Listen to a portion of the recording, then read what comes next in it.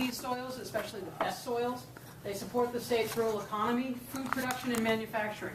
We have seen an increase this is a farm-to-plate data point of over 1,000 new food processing jobs in the state. And that is this big Ben & Jerry's size, Cabot Creamery, as well as just those smaller ones, Jasper Hill, etc. And even different types. I talk about dairy a lot because it's in my heart, but there's all sorts of different processing, especially like a food hub, aggregating, distributing foods, small-scale meat production. Think about smoke and cure, those kind of jobs in Vermont as well. But also, this agricultural land is integral to the farm operations, waste, especially livestock waste management. Taking acres out may adversely affect a farm for their nutrient management plan. Where are they going to put those agricultural lands if the soils come out of use with solar array or other reasons, any other type of development? So we have a lot of new rules coming forward around water quality. It used to be the large farm operations, which are, well, large. In the cow world, more than 700 cows. In a medium farm, which is between 200 to 699 cows, they had permits. They had to have a nutrient management plan. Where does every drop of that waste from those animals go, and how does that affect the crops growing, etc.? Those rules are coming now for smaller farms. We'll be in the legislature soon discussing those, but where is that cutoff for those smaller farms? But now it will also be horses, sheep, goats, turkeys, chickens, ducks, etc. There will be more requirements. And what happens to that land if it's not available for those animal waste?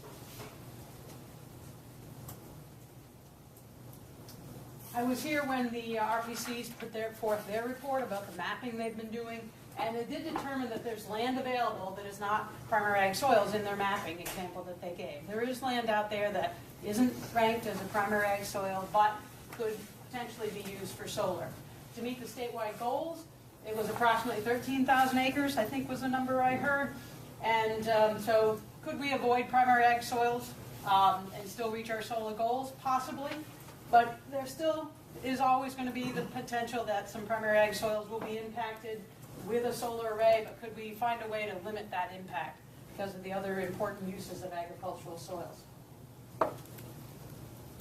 Some recommendations to the siting committee from the Agricultural Agency. That the Agency of Agriculture be provided a statutory right to intervene in applications for solar energy installations, ground-mounted. If it's on a building, we're not concerned, that's not affecting primary ag soils. So it would be potentially an intervention by right, and that's just similar to what towns have now.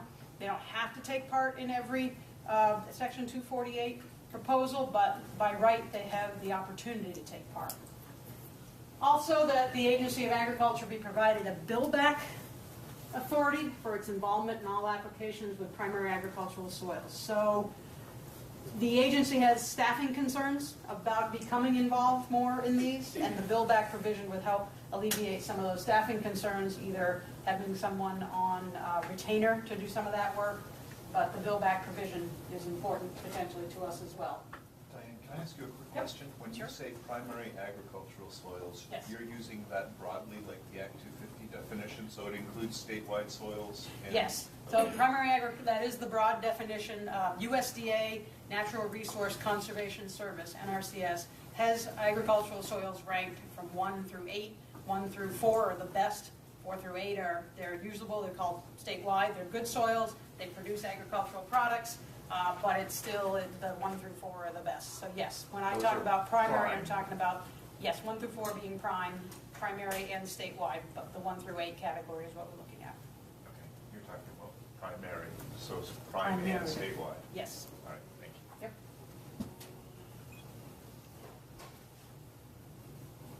Within the Section 248 proceedings, what would the Agency of Agriculture look at if we were granted said intervention? Ground-mounted solar only, which makes sense. If you're putting it on a building, it's not affecting primary agricultural soils. Avoid all USDA primary ag ranked soils. Here's the more of the definition. Agricultural value groups 1 through 8, and soils that are an active part of a farming operation. If you took a field and put a boundary around it and looked at the soil map, you'd see some good soil, some medium soil, some crappy soil, and right in the middle of that field is some unranked soil. Well, you're not going to carve out that one little piece. It's the whole field that the farmer is using. So that's why the in an active part of a farming operation. It may not be ranked, but it's right in the middle of the field, and it's an active part of the operation. Especially avoiding on the best ranked soils 1 through 4. If you're not able to avoid primary ag soils, the land should not be altered through scraping or grading. Leave it as it is. Install with no concrete. Drill or pound the post in, depending, I don't know which is the best way. I pounded a lot of fence posts, I'm sure you don't use them all to pound them in. Put the infrastructure to the edges of the site. If you need a road, if you need transformers, I'm not an electrical engineer, but digging the road right down through the middle of this field where you're putting the solar, could you put the road to the far side or edges? So not disrupting the soil, keeping the soil as intact as possible. Indirect impacts and access to the USDA ranked soils. We've seen some plans come through that you've got a great nice square solar array, but you got this triangle that's really nice agricultural soil, and there's no way to get to it anymore. You blocked it off. So can you design those projects so with what's not impacted by the solar still could be accessed by the farmer? So you're not doing indirect impacts on other primary agricultural soils. We're not looking to create islands of soil. And also, we'd look at that impact to the farm owner's nutrient management plan. So if I own the farm and I'm choosing to put on solar, but I have a nutrient management plan because I'm a large farm operation, a medium farm operation, or even in the future, a small farm operation, if I take that land out of active agricultural production, what's that going to do to my nutrient management plan? So we would address that if we had status standing in the Section 248 process. Consider dual use. Is there any way to graze animals under those solar arrays? There is research out of Massachusetts, University of Massachusetts, where the arrays are very high up and have the ability to, well, we already have those that track the sun, but these fold back so you could put equipment down the center and be able to still harvest crops in between those arrays. But that is, I can understand where there would be definitely some expense on that type of, you wouldn't get as many arrays in, a lot more posts and poles and all those kind of things. So, but the dual use of livestock grazing currently, there are at least 2 examples in Vermont of sheep grazing under solar arrays. And at the end of the useful life of the installation, all the infrastructure should be removed without reducing the agricultural potential of the ranked soil. So put it back the way you found it. So, in summary, renewable energy is important to the state and for our future. Agriculture can play a part. The solar goals can be met with available land, but we'd like to ask to avoid the best agricultural soils, but if you can't avoid, to limit the impact. And that is our general outline of what the Agency of Agriculture would like you all to consider around solar site. I would be glad to take questions. Thank you, Diane. I'll start. We do have, it's 22 after, so we have about 10 minutes, almost 15 for questions. So Alex was here last meeting. Did he brief you on the conversation we had regarding Ag and 248? No. No? Okay, this is exciting, isn't it? Sorry to put you on that spot. But we actually talked, the reason I say this now is not because you missed your opportunity or anything. We really appreciate you coming. It's because we actually discussed it for a while in the context of incentives and disincentives. And then at the end of this meeting, you'll see we're going to pass out a write-up of what we think our consensus was. But I'll try and summarize it here in some ways and say that, in general, felt like it was appropriate to have you as a party where you choose to, and to really, as you describe, I think, limit the solar on primary ag lands and to find mechanisms to encourage elsewhere. So I think we're basically in the right ballpark. Take a look at what we've written up and you'll hear more discussion today and these questions. So. We do from the net metering rules that you guys that are in the proposed state at this point, the incent away from greenfields. We definitely support that. Okay. And would be very pleased to have that occur. More on buildings, more on parking lots, etc. But yes, I would be glad to listen and add other comments as Okay, needed. that's great. So now, other questions from folks? Mitch, go ahead. Just to be clear, you had mentioned that the that they should not be scraping off the prime ag soils and leaving them in place when they do the construction. Because we talked about this last time, and we didn't get an answer or anything, but it was a lot of times you're saying to stockpile the soil for 20 years and put it back. So you guys are saying to keep it there and not. It's possible to scrape and grade, but it's easier for the whole at the end of the project that you haven't changed the topography of the land. Yeah. So we didn't ask for a decommissioning plan, as you noticed, and we're not asking for a decommissioning plan. So it really altering the site tremendously by, it's one of these, like we have many of those in Vermont, and you make it totally flat, there's going to be a whole lot more reclamation or putting it back than if you leave it as is. Yes, it's a little bumpy and hilly in our usual Vermont lands, but it would be easier to put it back the way it was if you didn't grade and scrape the land. Sharon? Well, there's been some discussion of whether these installations, especially the larger ones, actually really are temporary and have an end of life. In that regard, was there any discussion within the agency about requiring mitigation similar to what's required for other forms of development on prime ag? No, we're not looking for mitigation. We know that they have a lease life, and so at the end of that 25, 30 years, whatever that lease life is, then it's renegotiable of what could happen next. The fact that solar with these parameters does not remove agricultural soil.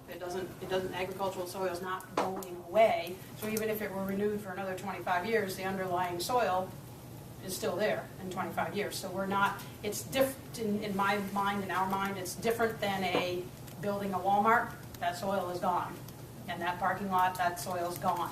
So here, the soil is still maintained under that solar array. It's not gone. So even if you renewed it after a 25, 30-year lease, the agricultural soils are still there. They haven't been adversely impacted if you utilize the drilling them in and keeping the infrastructure aside and less scraping and grading, et cetera. So it's mainly to protect the resource and not necessarily access to the resource for farming? Yes. Okay. Other questions? The build back provision, just who's getting billed? The applicant. I have two questions, and it gets back to the prime and primary a little bit. This seems more restrictive than the agency's current policy, because I would have said there's a lot of solar arrays currently out there on Addison clay, which I would have generally said was a statewide soil. So the rankings of 1 through 8 do include the Addison clay, which usually come in 6s, depending on how wet they are, with A, Bs, and Cs for slopes and wetness among them. So the agency has taken part in Section 248 by petition probably 3 or 4 times about 3 years ago. And all of the avoidance information that we provided were what we asked within. We did choose to take part in Section 48. And so, 248, excuse me, and so the avoidance if possible. If you're not able to avoid, to drill in or pound in the post, and to not scrape and grade, and to keep the infrastructure to the edges. So it's not different than what we've been asking before. What we're asking mainly for is by right to take part, so we don't have to petition every time to take part in Section 248, and to have that train derail.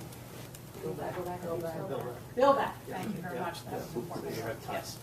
Okay, and can I just touch one other? It deals with your wet farming soils, or soils that may have been wetlands prior to becoming farmland. Does the agency have a position on whether or not it's appropriate to site solar arrays on those soils? So those would be Class 2 and Class 3 prior converted wetlands that are being used for agriculture at this point. So we've been having discussions with our friends at A&R, and we really haven't come to a conclusion. Definitely thinking about, where are these benefits and where do they lie? So we're continuing that discussion, and hopefully we'll have things sorted out as that discussion furthers at the end of this week, actually.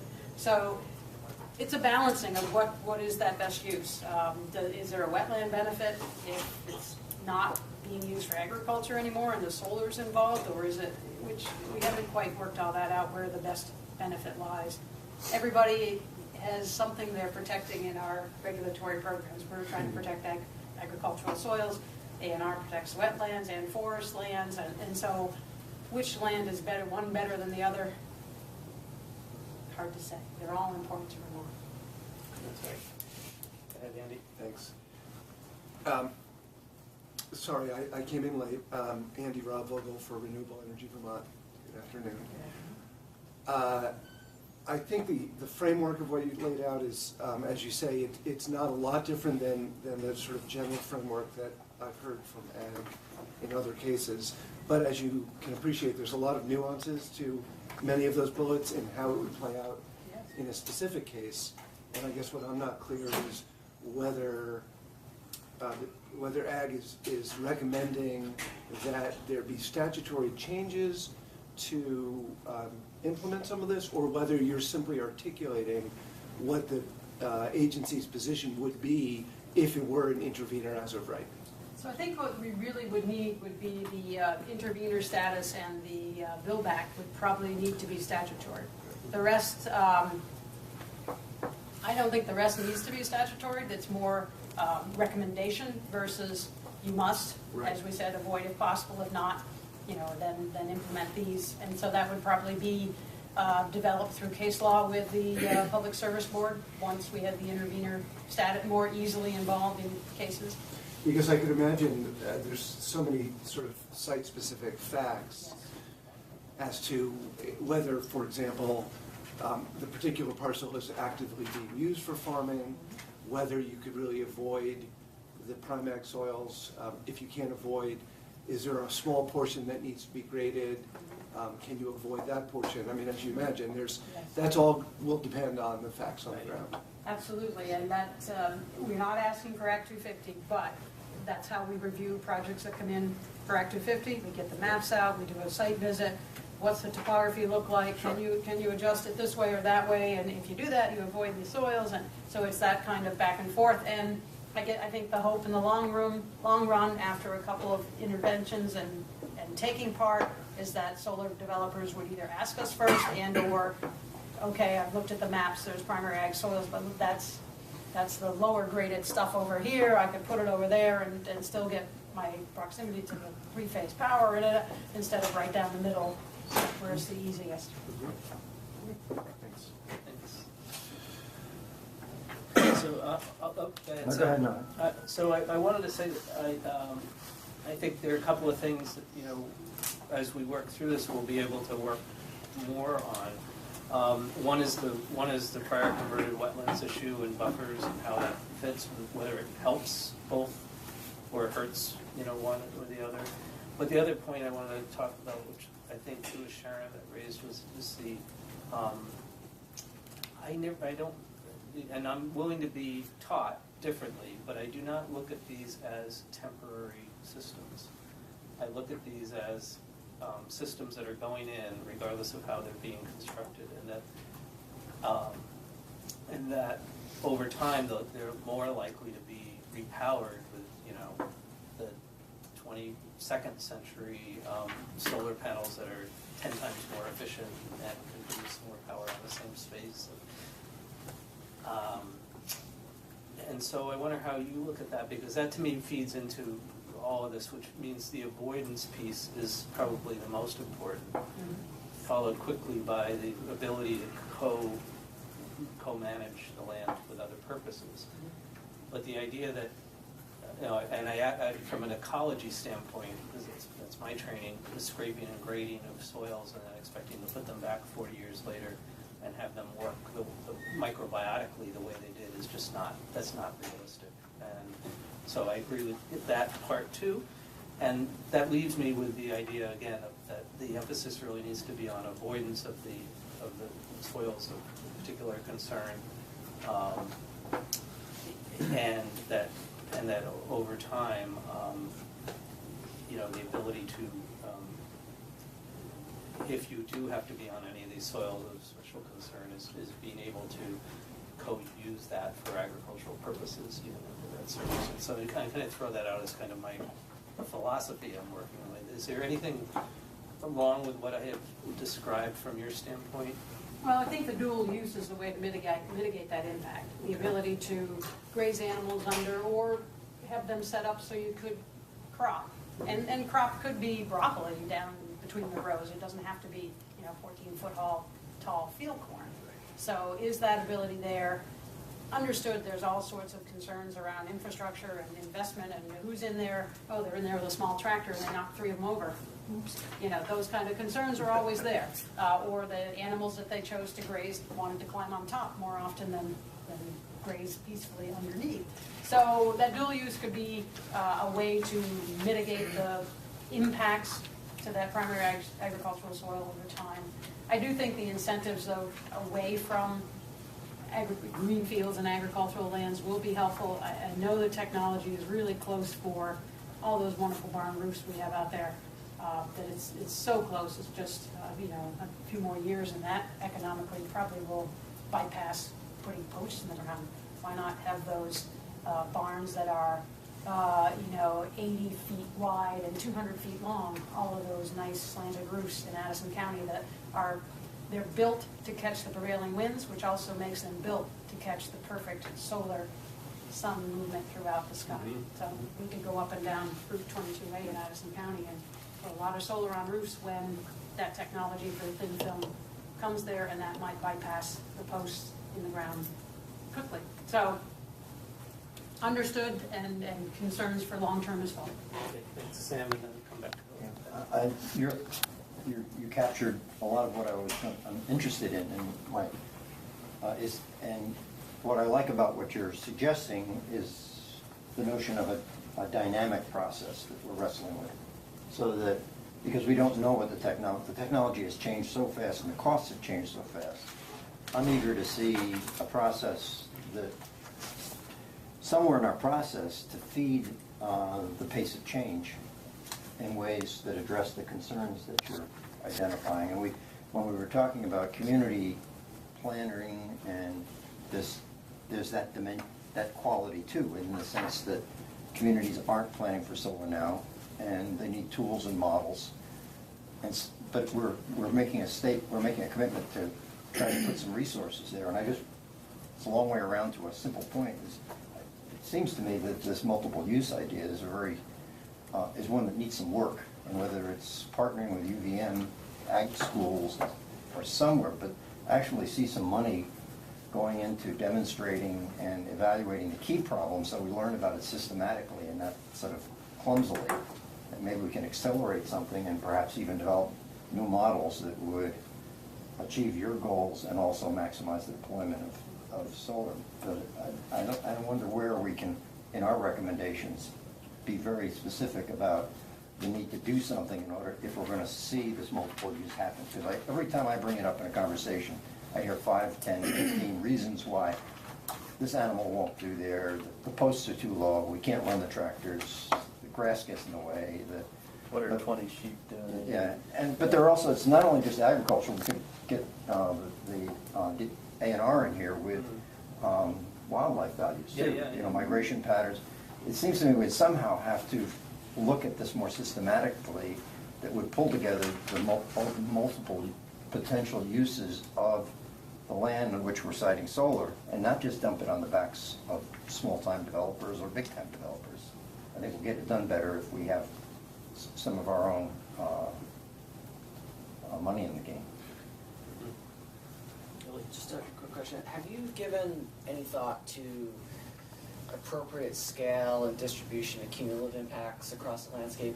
Is it better to have a number of small systems impacting many farms versus larger systems that maybe take blocks of ag soil out of production, but spare impacts elsewhere in the community? I think that comes back around to the upcoming water quality rules. So if you have, I guess you could look at Franklin County, which has tremendous swaths of conserved agricultural land. And that is the biggest area where the Vermont Land Trust and Vermont Housing Conservation Board have been successful in huge tracts of land. Would it be better to take 100, 200 acre farm and make it all solar and leave the other farms alone? Depends on that farm. If it's a large farm operation taking 200 acres out, basically they're done with livestock. because there's not enough place for them to put their nutrients, and there's a lot of competition for land, and there's nowhere else to go. So if the 4 200-acre farms, and they each put on a 10-acre, how many megawatts is that? You guys know that stuff. Each put on a 10-acre solar array, they're still in active agriculture with their livestock. So one farm all the way out of business with livestock, or 4 farms. How many farms did I just say? 4 farms doing 10 acres each. My math didn't add up to 200, did it? It's okay. I gotta get We're sharper. with it, The though. legislature's back in town. I gotta So do it my really, math it better. really depends. It depends, right. It Pace is depends not on in the what's room, so I happening. think we're okay. Thank goodness. Yeah. It depends on what the active agriculture is on that farm. And, no, what? Sorry. So, given what you said about that these are really not short-term, I think that the proposal from our perspective of having ag as not having to ask for intervenor status every time is reasonable. It's more than reasonable. We're hearing from communities that are really looking at farming. And there's also statewide goals around farming and sustainability. And I think it's really important that we don't, if we're looking at recommendations, we think about those things. Because the idea that, to look at what models could you use, what could fit into those, who would manage it, I think that's a longer term, it's a really great idea, kind of provide some models on how you could have some co-benefits. But I think if we're really thinking about farming as farming, it's really hard to start. We see it with housing developers all the time. So you set aside a piece of land, it's supposed to be conserved farming, then the homeowners association gets involved, they really don't want farming there, you've got to subsidize it, you've got to find a farmer, it's really not their land, it just becomes really complicated. And if we're looking at, we have a goal of renewable energy, we have a goal of farming, I think that kind of the 2 things that you've asked for are reasonable, and I think could help us meet multiple goals and make sure that local and statewide concerns are met. Andy, did you have something? No, it was, I think we've covered it, but the issue of the dual use or of the land, Sam, I agree with you that it would be good to get past sort of the status quo now, which is that it appears that there are some impediments.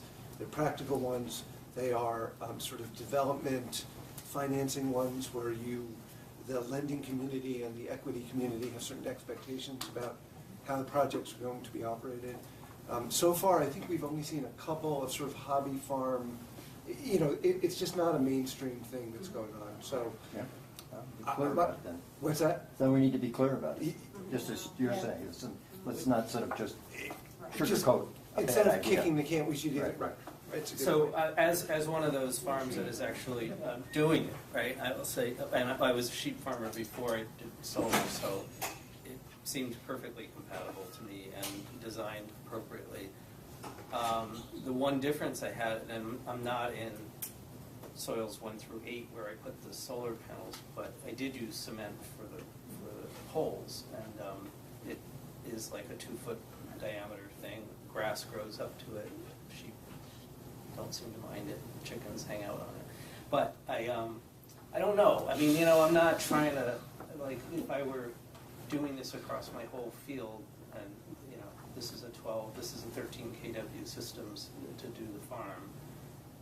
I could probably on that same slope do 100 kW. Right. Would I be able to support the sheep under all that? And I don't know. So it's worth looking into. I Sure. just want to say that for a goal of just trying okay, this is what I'm interested in trying to show that can happen. It's working, and it's working. I mean, you can't train sheep to do anything, and they are using it for shade and for stuff. So I think it's working. And the conclusion might simply be that it could work in certain, the idea that the goal is it should work everywhere, maybe is No, not. I think that's probably not right. And particularly because the larger projects, all projects are remotely operated. There's simply, because there's not day-to-day connection between the solar developer and the land, I think it becomes hard to have a day-to-day multiple use where they need to protect the investment, so. Yeah, I just have one last. go ahead and then, go ahead. You had mentioned not using concrete, you know, like on the smaller systems, you have a concrete post in the ground. I mean, these larger systems are not using concrete, they're just pile driving everything. It would not be cost effective to use concrete. But there are the ballasted systems.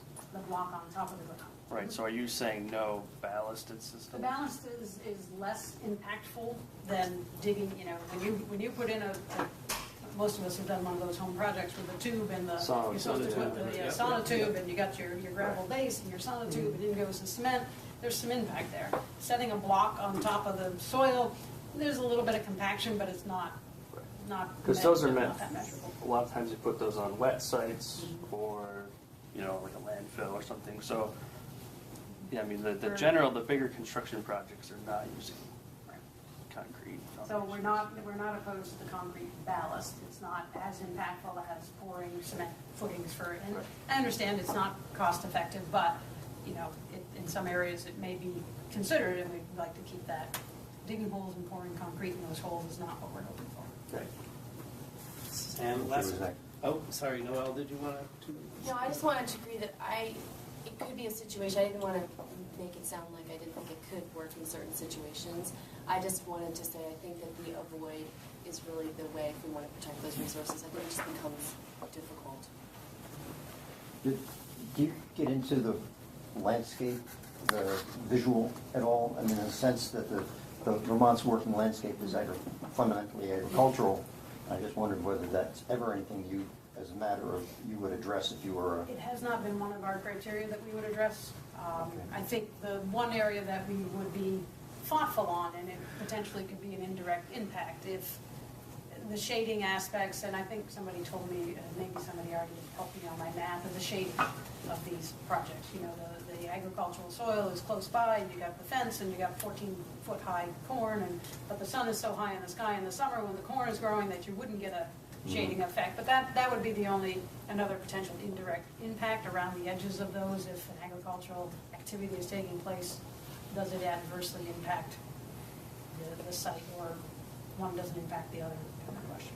Historic preservation has looked at that. That is one of the things that we have looked at in our review of these projects. Most of the time it doesn't matter, but I know there was a proposed project down in Hubbardton, and that is a pretty significant battlefield, and it's, you know, so that was, you know, at that level it becomes a concern, but not just in terms of general view sheds. Yeah, I was imagining that this may be some, on a specific site, be a trade-off between the configuration of the solar on the soils and how it affected local viewscapes. And somebody has to do that, and I don't know.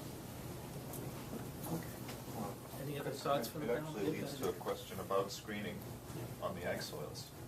If you're planting trees on the north side or something like that. From our experience, if we're talking about when the useful life is over of the solar, and you're worried about the trees, farmers take care of trees all the time and put the land back into farming. So that usually does not, if it's good farmland, trees aren't a problem. They'll sell the wood for pulp and pull the stumps and away we go. So they'd be gone. If it was viable to bring it all back into farmland, the trees would be easily taken care of. Okay. Well, thank you, Diane, Thank very you. much. We appreciate it. I'll go into the hopper for our consideration. So what I'd like to do now is pick up on the issues review, because this is our last. Thank you. Great. Thank you. So I want to start, we got through 2 of the categories in the last 2 meetings. The goal is to get through the last 2 categories this meeting, which is the environment, the aesthetics, and other always being a fun category. I think we can do it if we are disciplined about kind of talking about the recommendation, just getting our thoughts out, see if we can glean a consensus from around the table. What's happening with the first set that we did, and we'll show you an example of that when we get done here, is we're going to pass out what we wrote up on the first two categories based on the discussion we've had for your review and consideration. And we'll see if, I mean, we tried to do it objectively based on the kind of what we heard, see if you think we're right. But our intent would be at the end of this meeting to do the same thing on the things we covered today. It does require, if we're really going to discuss all that written stuff and decide whether we agree or disagree in next Tuesday's meeting, then we're going to have to turn around comments on it pretty quickly and thoughts on how to move forward with it. But I think the goal, I'm kind of jumping ahead to discuss the process of finalized recommendations, but we're still trying to target a goal of getting a report to the legislature by the 15th. So I haven't heard anybody say that they want to do this for another 6 months or think that we need to. So, They're waiting, I hear. They are waiting. They've done some placeholders for good ideas that we might have, and yeah, they're waiting. So with that, if everybody's amenable, let's go to page 17 of this chart, which the note that I've gotten says it does incorporate our discussion from last meeting. And then there are comments, because we made this available to people to put comments on. There are comments about each one on the right-hand side. I believe the blue ones are Rev, and I'm not sure who the green ones are, but you can identify yourselves as we get to those comments to talk about those areas of concerns. But kind of a segue from Billy's point, item number 20 was limit smaller scale ground-mounted projects in favor of fewer larger projects. And, we should talk about that. So. What I don't have before me is the original sheet with who proposed the original idea for consideration. So if you want to weigh in as kind of the initial author of these, that would be helpful. I think maybe I was part of the original author of this. Okay. I don't know if I was alone or not. Do you want to introduce it at all, or any discussion you want to raise about it? Or It was just a comment that we had heard early on that, when talking about accumulation of impacts, whether it was better to see, dozens of smaller projects everywhere, or, well thought out, just larger projects placed throughout the grid. Did you have a scale in mind? Because I remember there being some less than clear discussion about what constituted smaller and what constituted larger. Because I'm remembering somebody was dressed as saying that it was the 150 kW size was the that would be smaller. Yeah. But it was 150. It wasn't 30. It wasn't 40. It was basically 150 to 200. Right, so developers are typically they're putting up 150 kWs, or then it jumps to 500. There's not a lot in between. Okay. Those are kind of the numbers, and then it goes up to like 1 and 2.2 and from there on. But 150 is like I don't know that they do anything smaller than that. I haven't seen anything. There's, right, the number of projects that are actually between 15 and 150 is, I think, relatively small compared to the number of 150s. Yeah. So 150 would be what you're talking about in this case of smaller projects, and in favor would be of what number? Give me some sense of scale what you may have been thinking. Well, I think the comment came based from that gentleman from New Haven. I can't remember his name. Peter. Yeah. Peter. They were. Rothschild. I think he was mentioning more, in the like 5 megawatt type projects as opposed to a whole bunch of 150s and 500s. But that comment was made quite a while ago. So that's a construct of the programs we have out there, right? So we have incentives for 150 kilowatt systems. They're easier to get permitted and cited, so you see more of them. It's on the net metering, so there's more incentives there. Versus the larger projects, which 5 megawatts are harder to cite, but those typically are power purchase agreements, with utilities. So they're very different constructs. But we've also heard on the far end that there's some pushback on very large projects too. Mhm. So I'm just trying to add some granularity to the discussion, because I think it's a good point to consider the scale, and if we're, ultimately, that translates into some kind of a incentive that we want, either in process or in, with money directly. Well, and the other thing is, to think about is the microgrid, right? Right. You need more projects spread out as opposed to centralized, but I don't know what that size, what's a good size for that? And I would say more projects spread out, but also close to load, where the power is being used. So not in the fields where it has to be, moved long distances, which is obviously much more efficient. It does seem to me, as somebody noted here, that it's going to be content sensitive. It's definitely going to depend on the site and what works on the site. So I don't know if we should say that one size is preferable to another. It kind of feels to me like we're, when I look at it in the context of the other ones where we have said, we do want to encourage them on rooftops and in built environments. Maybe that's enough that takes care of itself, and that this one, I don't know, would we want to say, we understand that there'll be a variety of sizes, it's not the size necessarily that drives the concern. Do we want to reflect that? Do we want to reflect what we heard from Peter and from a few others that in our overall philosophy about this, or do we want to just skip this one? Well, no, the second bullet here is Ned's bullet, and I think it speaks for itself, but we've heard both sides of it. I mean, we've heard too many small projects is a problem, we've heard that large projects are a problem. We think we need a blend of those, but they need to all be cited well. And the problem is, I guess, Mitch, is what you're saying is that you could have a well-cited 150, and each of those 150s alone is well-cited, but taken together, someone may have an issue with 6 well-cited 150s being within some proximity of each other. Yeah. But that's somehow, and I guess I'm not quite sure how to get at that. Under, when we get to 26, there was a discussion of, this is on page 21 of the list you just got, about is a cumulative impact suggestion that we try and help figure out, or maybe the discussion of cumulative impacts can occur there. Before we move on from this, though, I Yep. think given this is under the environmental aesthetics bucket, for our agency, a priority is using solar to meet our carbon reduction goals.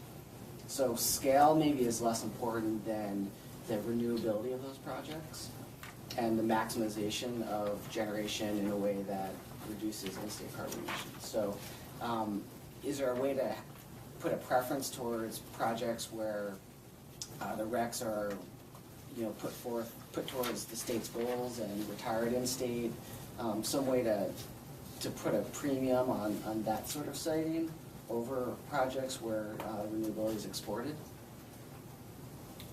Well, in their certificate of public good process, I'll answer that from the public good benefit. That's just fundamentally one of the things we look at right off the bat, as to whether it does now or in the future could advance the goals of the state, whether there's public benefit to Vermont in citing these. And Isn't that?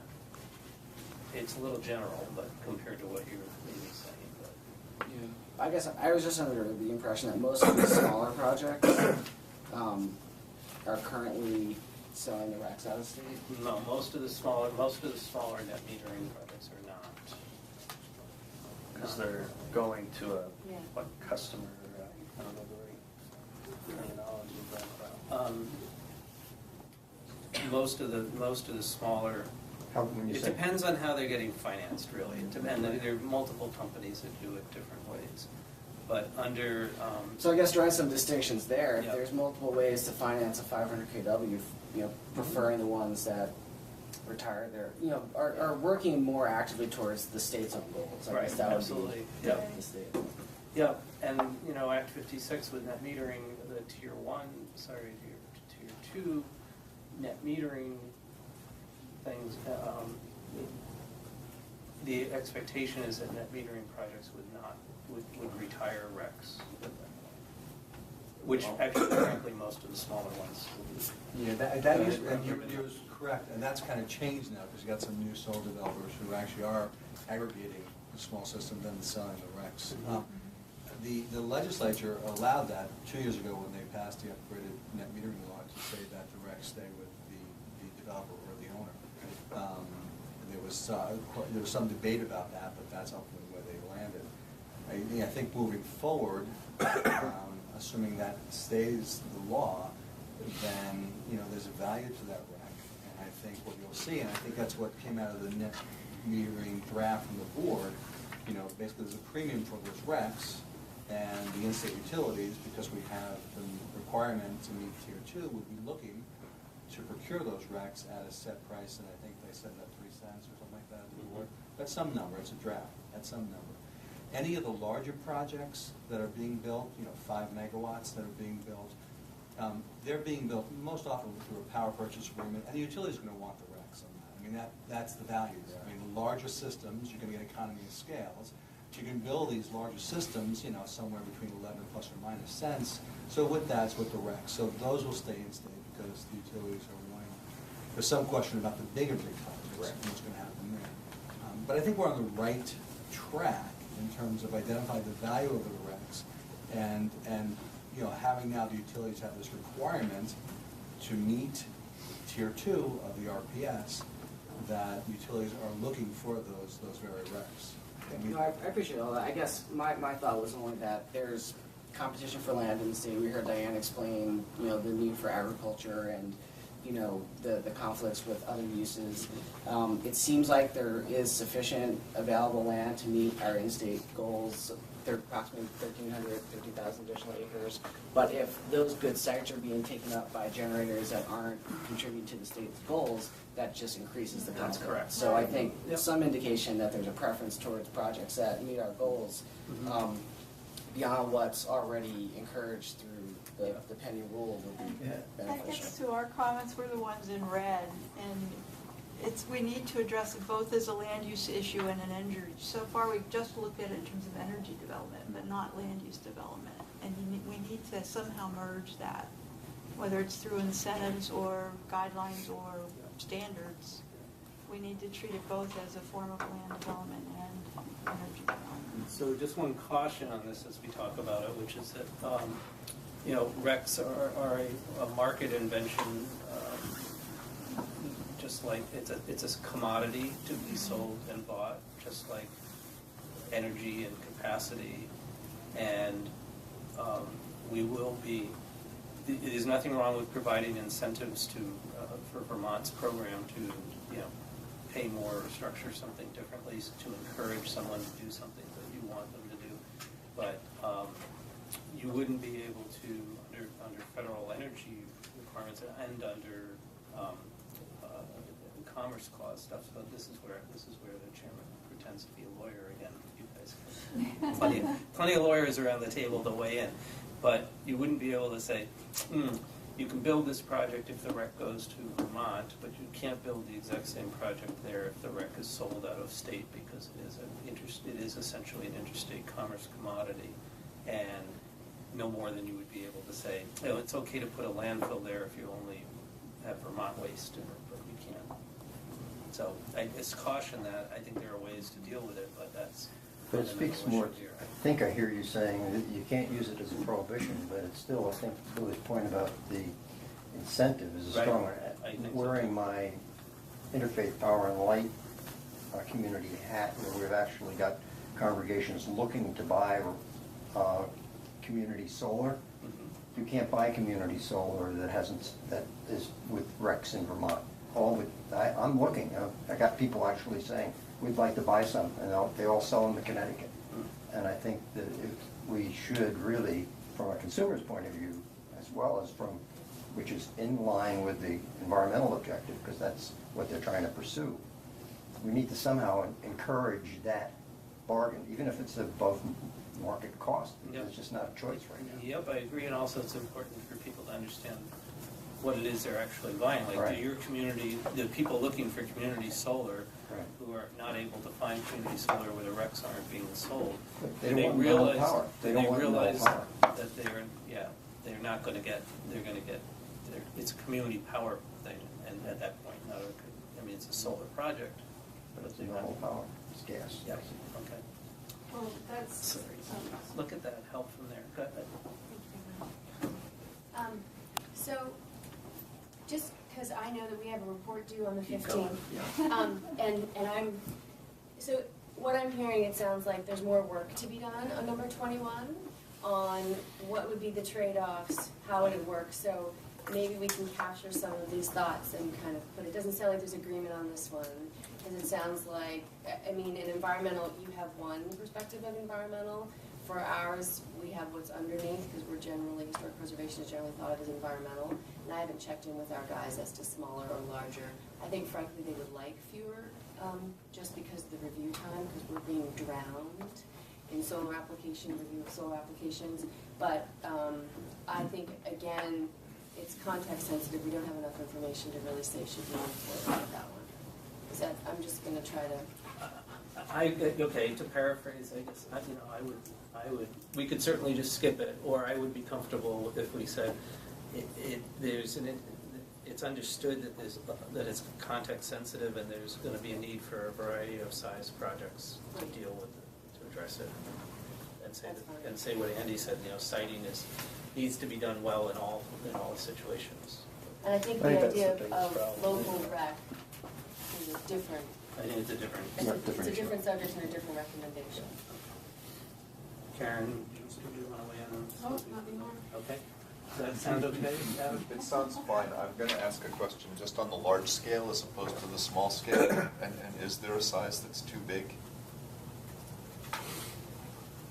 I'd like to stay in this position through the end of the year, just because, it's a hard time to move. Look, I have said that it's hard for me to imagine, for example, the 20 megawatt Ranger projects. I said this to them, I've said this to the press, and I'll say it to you guys. It's hard for me to imagine a 100+ acre site that doesn't have a constraint on it in the form that we've just been discussing, be it in ag or wetlands or forest land or aesthetics or it just doesn't. However, we will accept an application and take a look at it when they come. We don't have any of them here. My boss has said that he thinks that size is too big, but he's doing it in the context of just, he's a governor, he's allowed to say those things. So I was trying to put you on the spot, Chris, Thank you. but I was asking this committee whether we wanted to make a recommendation on a large scale Oh, of the okay. size. I wish I had understood that before I answered the question. Oh, well. I think one of the difficulties with sort of finding if there is a line that's too big is that, as everyone knows, the technology is constantly Dynamic. becoming more efficient. So a jump of 20% in efficiency of a panel could reduce the footprint by 20%. And so it's picking a megawatt capacity is I think, fraught with it being outdated very quickly. What about taking an acreage capacity or size? That would be a different way to do it. And I'm not sure, as a planner, how one would do that. I'm not either. Well, that's what I was going to say. We don't do that necessarily with any other kind of development. Well, we do, but not this kind of. No, you know what I mean? It just Right. is like, I just think that would be really. And I think it's context It is. sensitive. I did It is too. context It is. sensitive If too. nobody visits this 100-acre corner of the state, is it really going to have an impact? I mean, I don't know if that's a. Oh, I think it's, out there that yeah, will- Yeah, or- it's that would land be the use and it's preference. grid sensitive, so I think between all the. I mean, believe me, I wake up in the middle of the night thinking about a lot of these things too often, and like one example for the prime ag lands to avoid them is to say, you have to use the most efficient panel available, to minimize the site. I mean, again, But using you my. can say that with any of the resources that we're trying to. I know, exactly. Well, and the board could make The that a board could do condition it. of the. Right.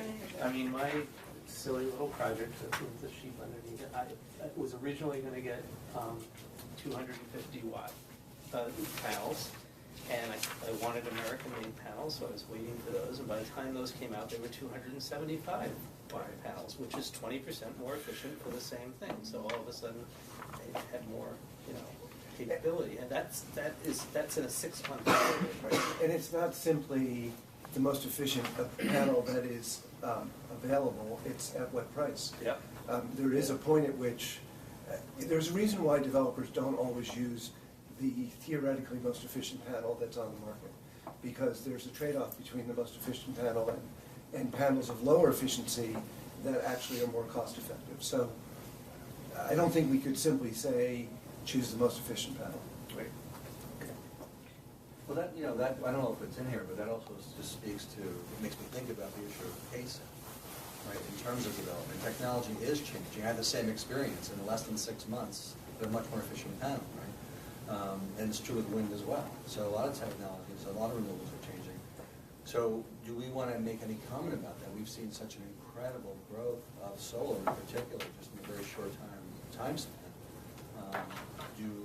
Is there a statement you want to make, similar to what was done with the standard offer, where it set a specific amount of standard offer development over a 10-year period, and the reason for that was, one, to minimize the rate impact, but part of what allows it to happen is technology changes, costs come down, so just something for us to think about. And just based on the RPC planning efforts, there seems to be some real potential for their work to help direct good siting. Yeah. But they might not be able to keep up with the curve, so to speak. But I think if the technology gets more efficient, the footprints will shrink. They won't get bigger, they'll Right. shrink or stay the same. Right. So, maybe, okay, we'll have to find a place, maybe under other, to talk about the pace, but I agree with you that we're on, I think we are, what we saw in the last, couple of months was an amazing increase, and really driven by the fact that some people were expecting things to expire and caps to be reached or things like that.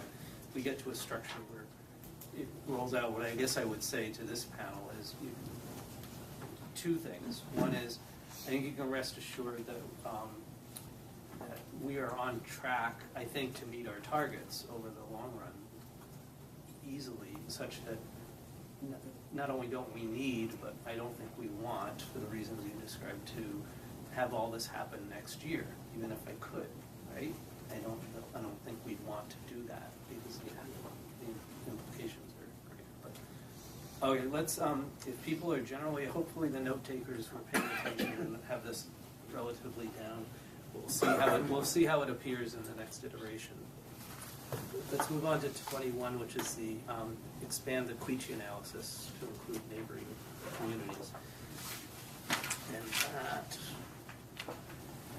was, I believe, It might have been me too. Mitch. Yep. I now have the list.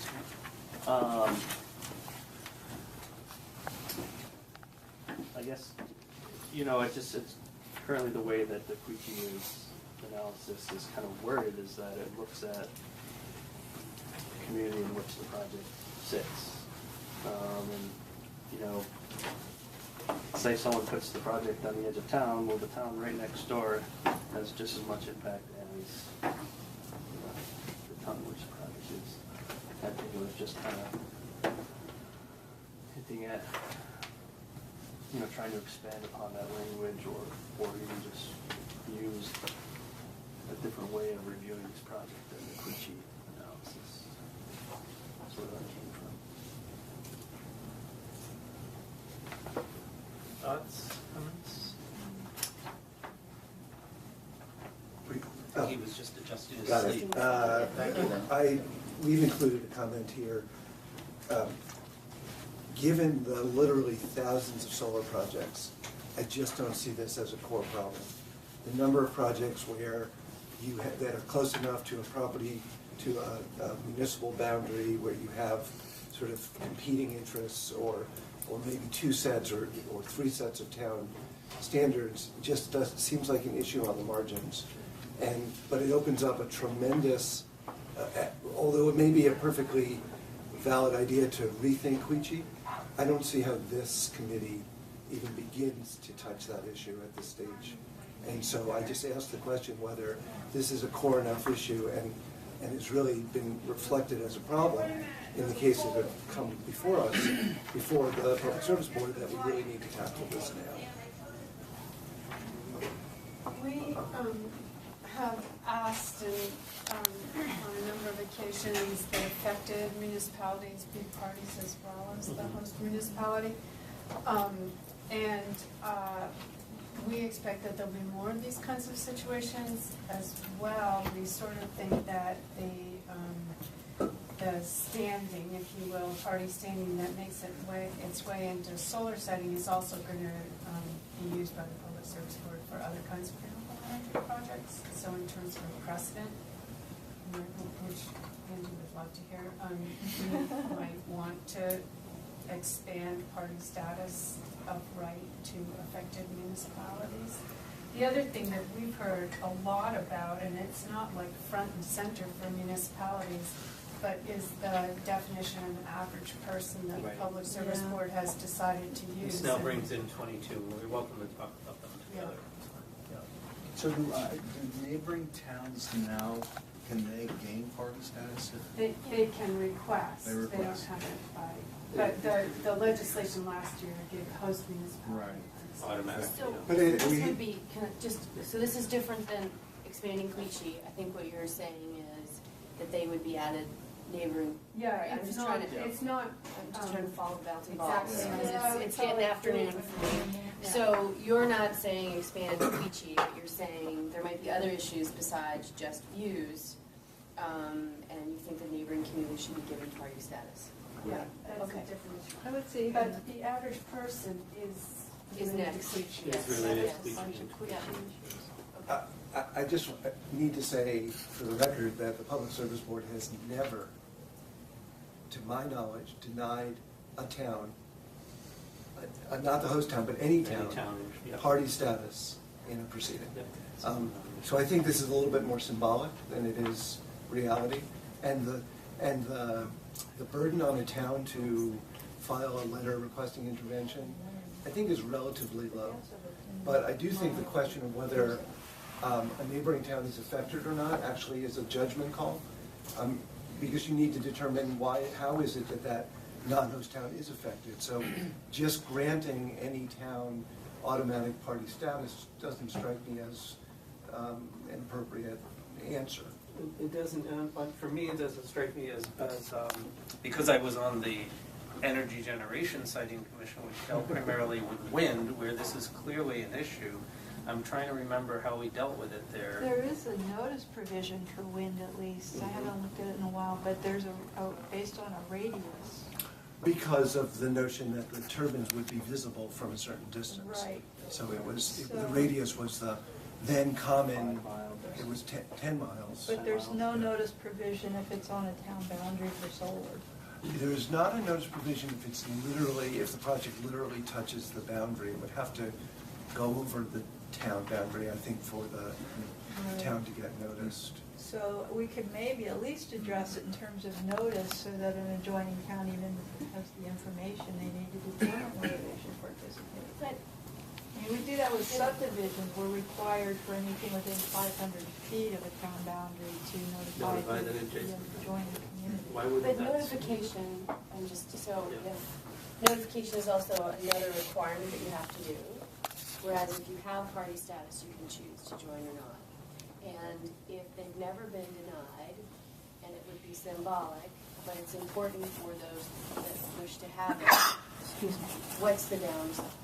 I believe there has been at least one instance of a municipality being denied, and I need to find the case. It was an issue that was raised to us last year, which is sort of how this all came about for our membership.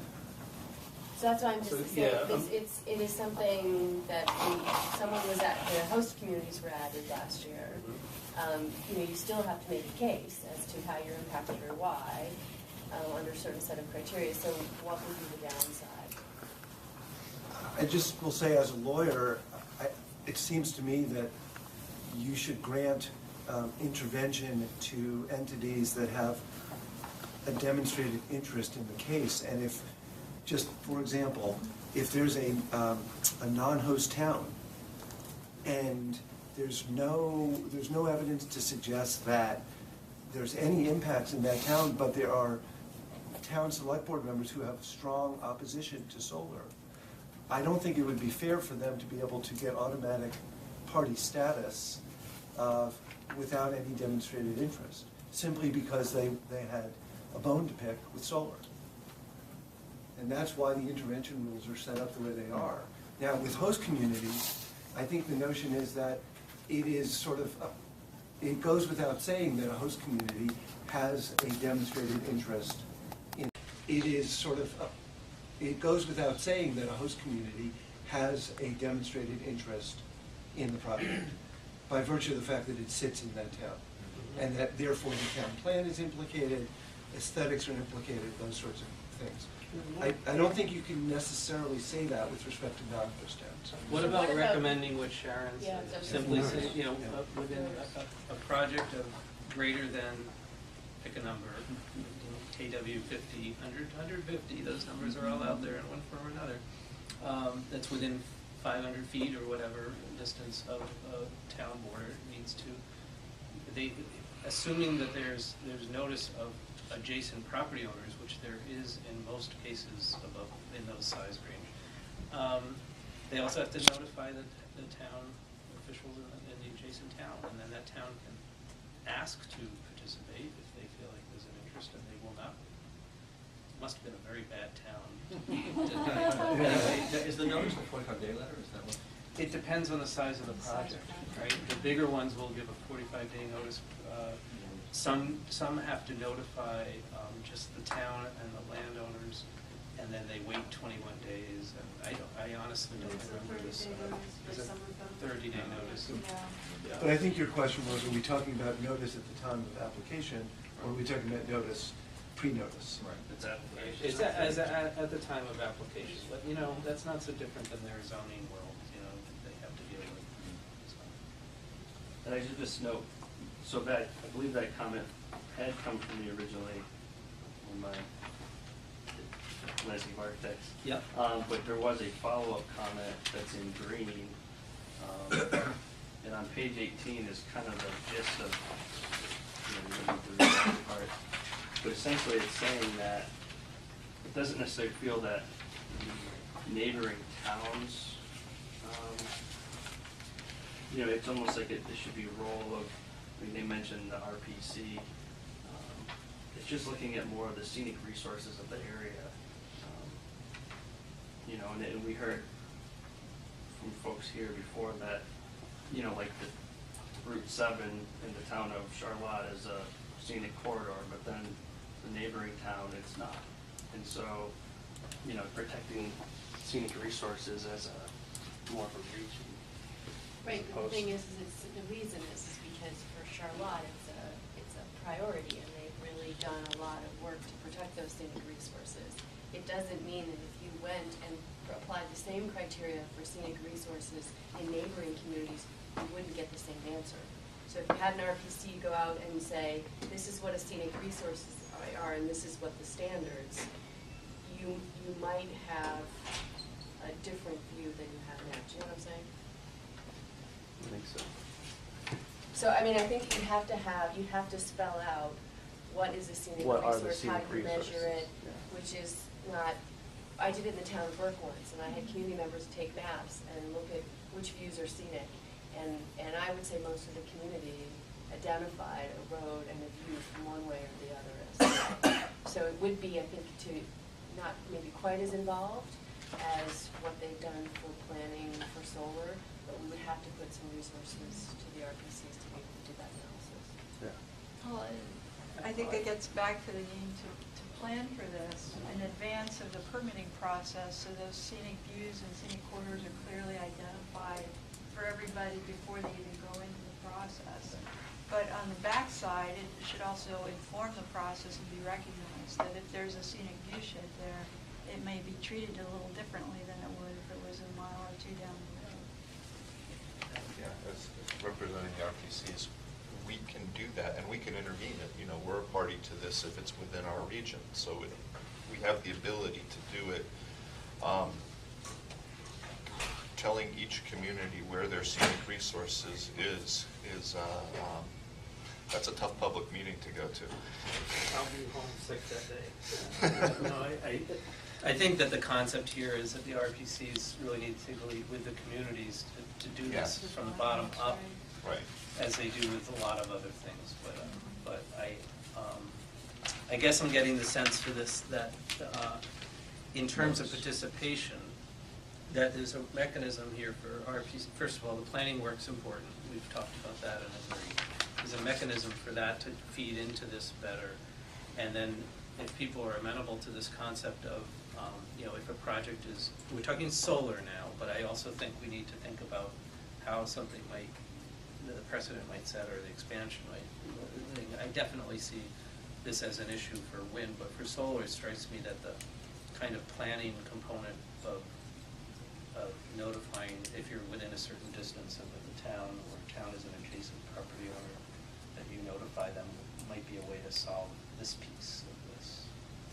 People. Are we talking 115 and up? What I'd like to do is suggest that we go with the same notice that's in the size things now, which I can't remember, but it definitely is. Don't redefine the Don't boxes. redefine the boxes, use the same boxes, and they're at 10, I think they're at 15 kW. That used to be at 10, it's at 15 for notifying neighbors. Just keep it the Whatever. same. Yeah, I don't want to try and guess what it is, Change but. under the rule. Yeah, and I guess. Well, in the rule, I think it's 15, 150, and They made a spot, a strange spot for 100, and They created another box, yeah. They did, but So Sharon, is there, I'm guessing that zoning may be all over the place in various towns about what the distance is. Well, that's statutory. The Okay. 500 foot, I think. If you have, and it may just be, I'll have to look, it may just be subdivisions, but Could- there is some language. I guess if you wouldn't mind looking at that, because Okay. if there's something there, if I don't know that Rev necessarily supports this, but if the task force is heading towards that, it would be good to possibly borrow the distance to the extent that's already been thought through. anyone feel like, again, we're gonna try and write this up as a draft concept to look at, but do people feel like that's the right direction for this one? Yes. Okay. Yeah. That's good enough for me. Just real quick, Chris. Yep. As far as the board's rule, we talked about asking them to wait, or has anything happened with that, or are they still moving ahead with this Friday? Right, we have to also, the parties have to submit comments by the 13th. Right. That's this Friday. Okay. And then. That's next That's Friday. right. Next Friday. And we let them Yeah. know that our report would be coming the 15th. So we supported that extension to the 13th and let them know that we will be sending our report to the legislature on the 15th. Okay. So then hopefully look at it. So the Queechee part of this, in terms of defining average person, where do people want to go with that? Correct me if I'm wrong, those attorneys in the room that are practicing before the board frequently, but the board's kind of been paying a little more attention to the adjoining property owners in a residential setting, right? I think the board has been more explicit in some recent cases to explain how it addresses this issue in the sense of defining an average person the way it does, but also taking into account neighbors' concerns through whether reasonable mitigation has been accounted for. So there's several cases where the board has now mentioned that. The board, I think, believes that this is the way it's always done it, but because of controversy of solar projects, I think it felt the need to articulate it more specifically in some cases. Jeannie, is that your sense? Yeah, I agree with that interpretation of the board's current approach. They've been much more explicit in spelling out that where a solar project is proposed in a residential context, then reasonable mitigation measures will take into account impacts on adjoining property owners? So with that context, do people feel like they need more on the average person, or more, do you want to draw more conclusions regarding the average person? I guess I understand that the board has been doing that more recently. I don't know, is there something that needs to be changed in the way that it's written so that people understand that? Or, I mean, I don't know what the legal implications of that would be. I mean, it was considered a catch-22 that you had to have a particularized interest to get standing, but if you had a particularized interest, then you weren't. Weren't an average person anymore. Right. Yeah, it's a beautiful thing, yeah. So is I would say the same. Is that something that actually really should be clarified in law? Or maybe in the user, the 248 interpretation process, is that?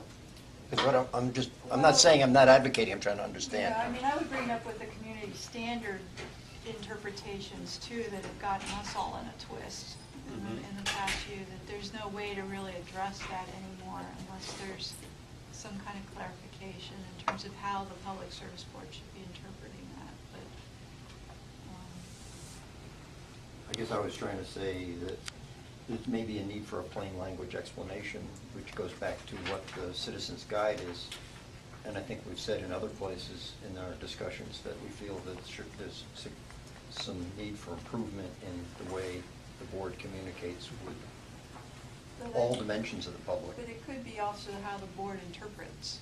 Yeah, just I'm not how- going there because I honestly don't know enough about it to speak to it.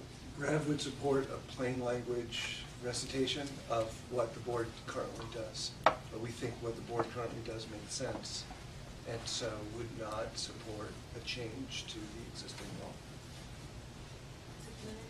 And it also sounds like within the support, broadening or changing so that the 250 and 248 definitions were the same, which is what this is asking. I just want to make sure.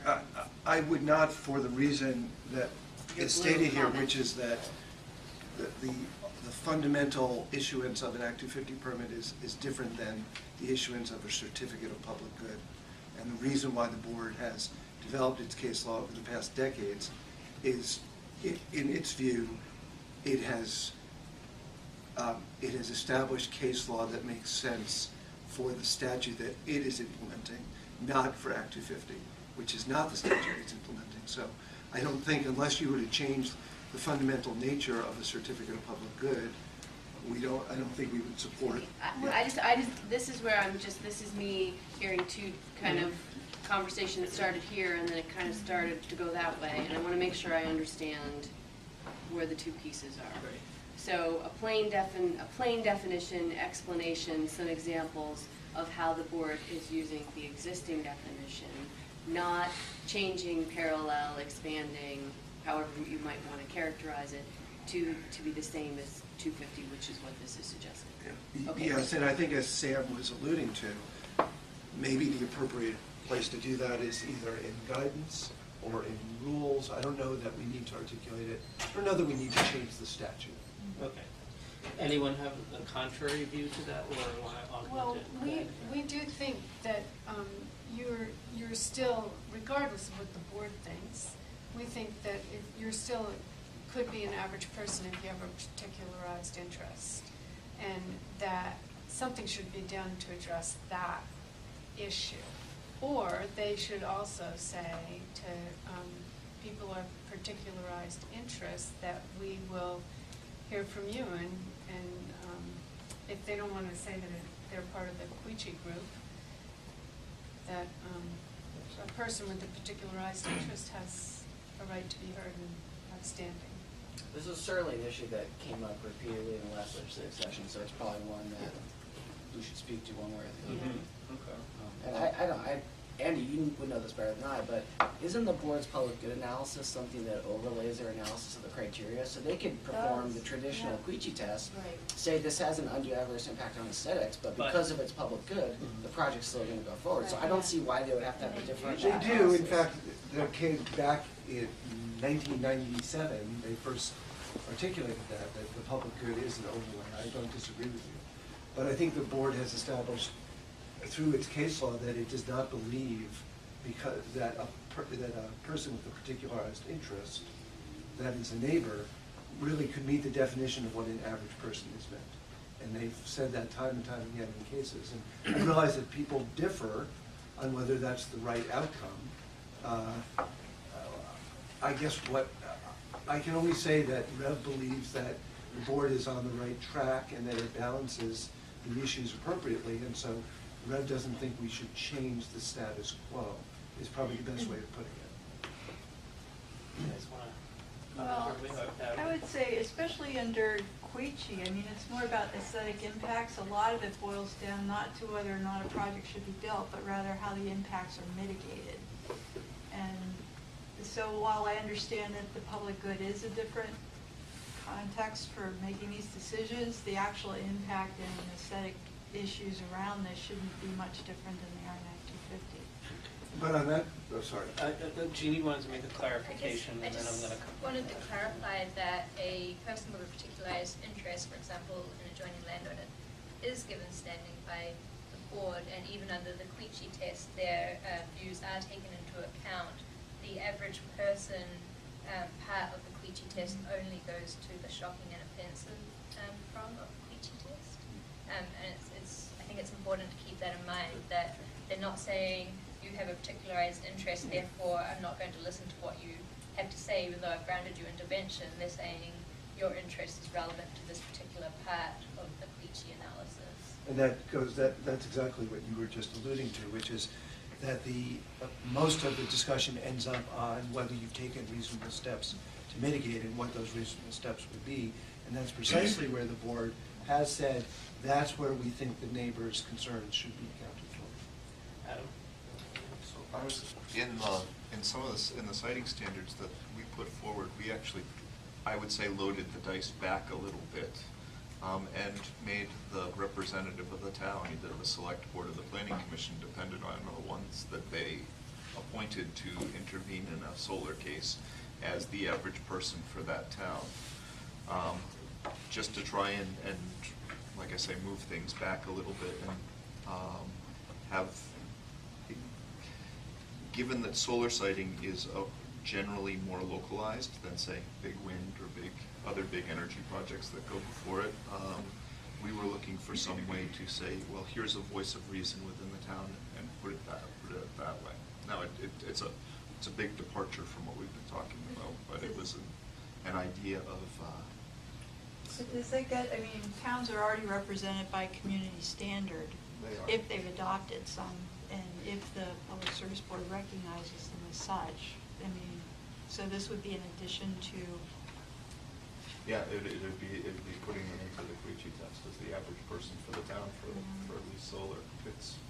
For that case, or on a case-by-case basis? Case-by-case basis. I would not want to be that person, but Well, I think that's a pretty slippery slope in the way that,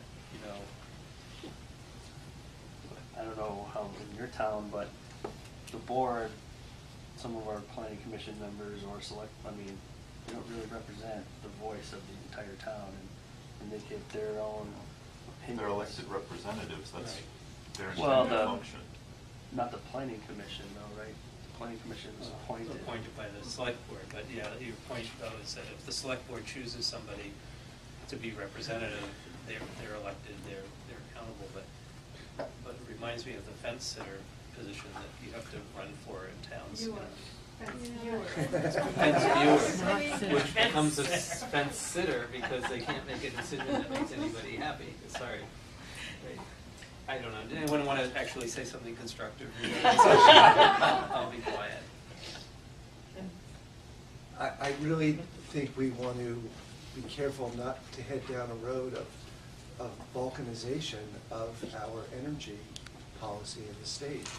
And although the town's views are important, they are the views of the town as a municipality in its governmental capacity. And I don't think we should mix apples and oranges by taking that role and mixing it with the issue of what is shocking and offensive to the average person as the case law is developed. And because in effect then, what we're saying is the only thing that matters is what the town select board believes is appropriate, whereas the project is a project in the state of Vermont. And it's not just about the town. The town's views are important, but they're not dispositive. So, if I Yeah. may, Sure. I mean, we've never asked for them to be dispositive, and I think to Billy's point, that you do have the overriding issue of the public good that is the responsibility of the Public Service Board. So everything else that they consider is going to come within the context of what's the overriding public good. And we're asking them to address these other issues, but they still have that overriding responsibility for the public good. So I'm not hearing consensus on this, but I'm wondering if anyone hears common themes that we could write up for another shot at it the next time. Yeah, I don't. We're on 22. We have been doing. Yeah. Which is Because part of what we're melded. talking, that's what I'm saying. Yeah, So you went yeah. from changing what the average person is to how you would notify people, to what standard. Yeah, no, we dealt with the, dealt with the notifying adjacent municipalities, so we dealt with that piece. We're talking specifically about what the average person is in the Queechy test, and thank you, Jeannie, for the clarification, because that was very helpful. And whether that needs to be linked up with the definition that Act 250 uses, or whether the board is moving in the right direction, or has always been in that right direction, or whether there's a community standard or a particularized interest standard that should be consistently applied here. That's what we're talking about. And I think that's what I was talking about. And on that, I'm approaching this from trying to understand the issue, because I am confused about it. Because I thought the point that you made about, Judy made about the, when it's issued, when it's relevant, I'm trying to figure out the problem we're trying to solve. Okay, right. Because So we've already heard that someone who has a particular interest can be heard, and that's going to be considered. And now we're wrestling with this offensive, Shocking and offensive. And what is the problem? I mean, can someone explain what the problem is? I kind of agree with you, because if it's just shocking and offensive, I have not heard that standard used a lot in their decisions. But what's is there a need for, the way this was pitched to me, and the way I've heard complaints about it, has been that a neighbor can't be considered an average person because they're not, because they have a particularized interest, and therefore when you have a particularized interest, you can't be an average person. But I'm not sure if it's only related to the shocking and offensive standard. The question is a neighbor trying to pitch that these projects are shocking and offensive and not succeeding on that, or are they not succeeding on becoming the average person? And where's the problem after those? I think there's multiple issues that have been, some have kind of been not solved, but allowing the neighbors to have, be heard. I think that was an issue. Like I don't think they felt like they were being heard originally because they weren't the average person, but now that they are. but that's an important point. I'm trying to, I'm not what people feel, I'm trying to get at what the problem really is. Are they not being heard? I've heard that they do have standing, and that their views are considered from the perspective of, here's a person who has a stake, a legitimate stake in how their neighbor's property is being developed, they should be heard. But there's a separate Queechy test, which I'm hearing, again, I don't know, that's speaking to the shocking and offensive quality, and that seems to me to be an entirely different issue. And do they or don't they intermingle? I'm completely lost, honestly. But So you know, I I guess I would just pull it out even one layer earlier, which is, what is the problem? The problem is, I think one articulation of the problem to some is that they don't want to look at solar projects, or they want the view of solar projects softened.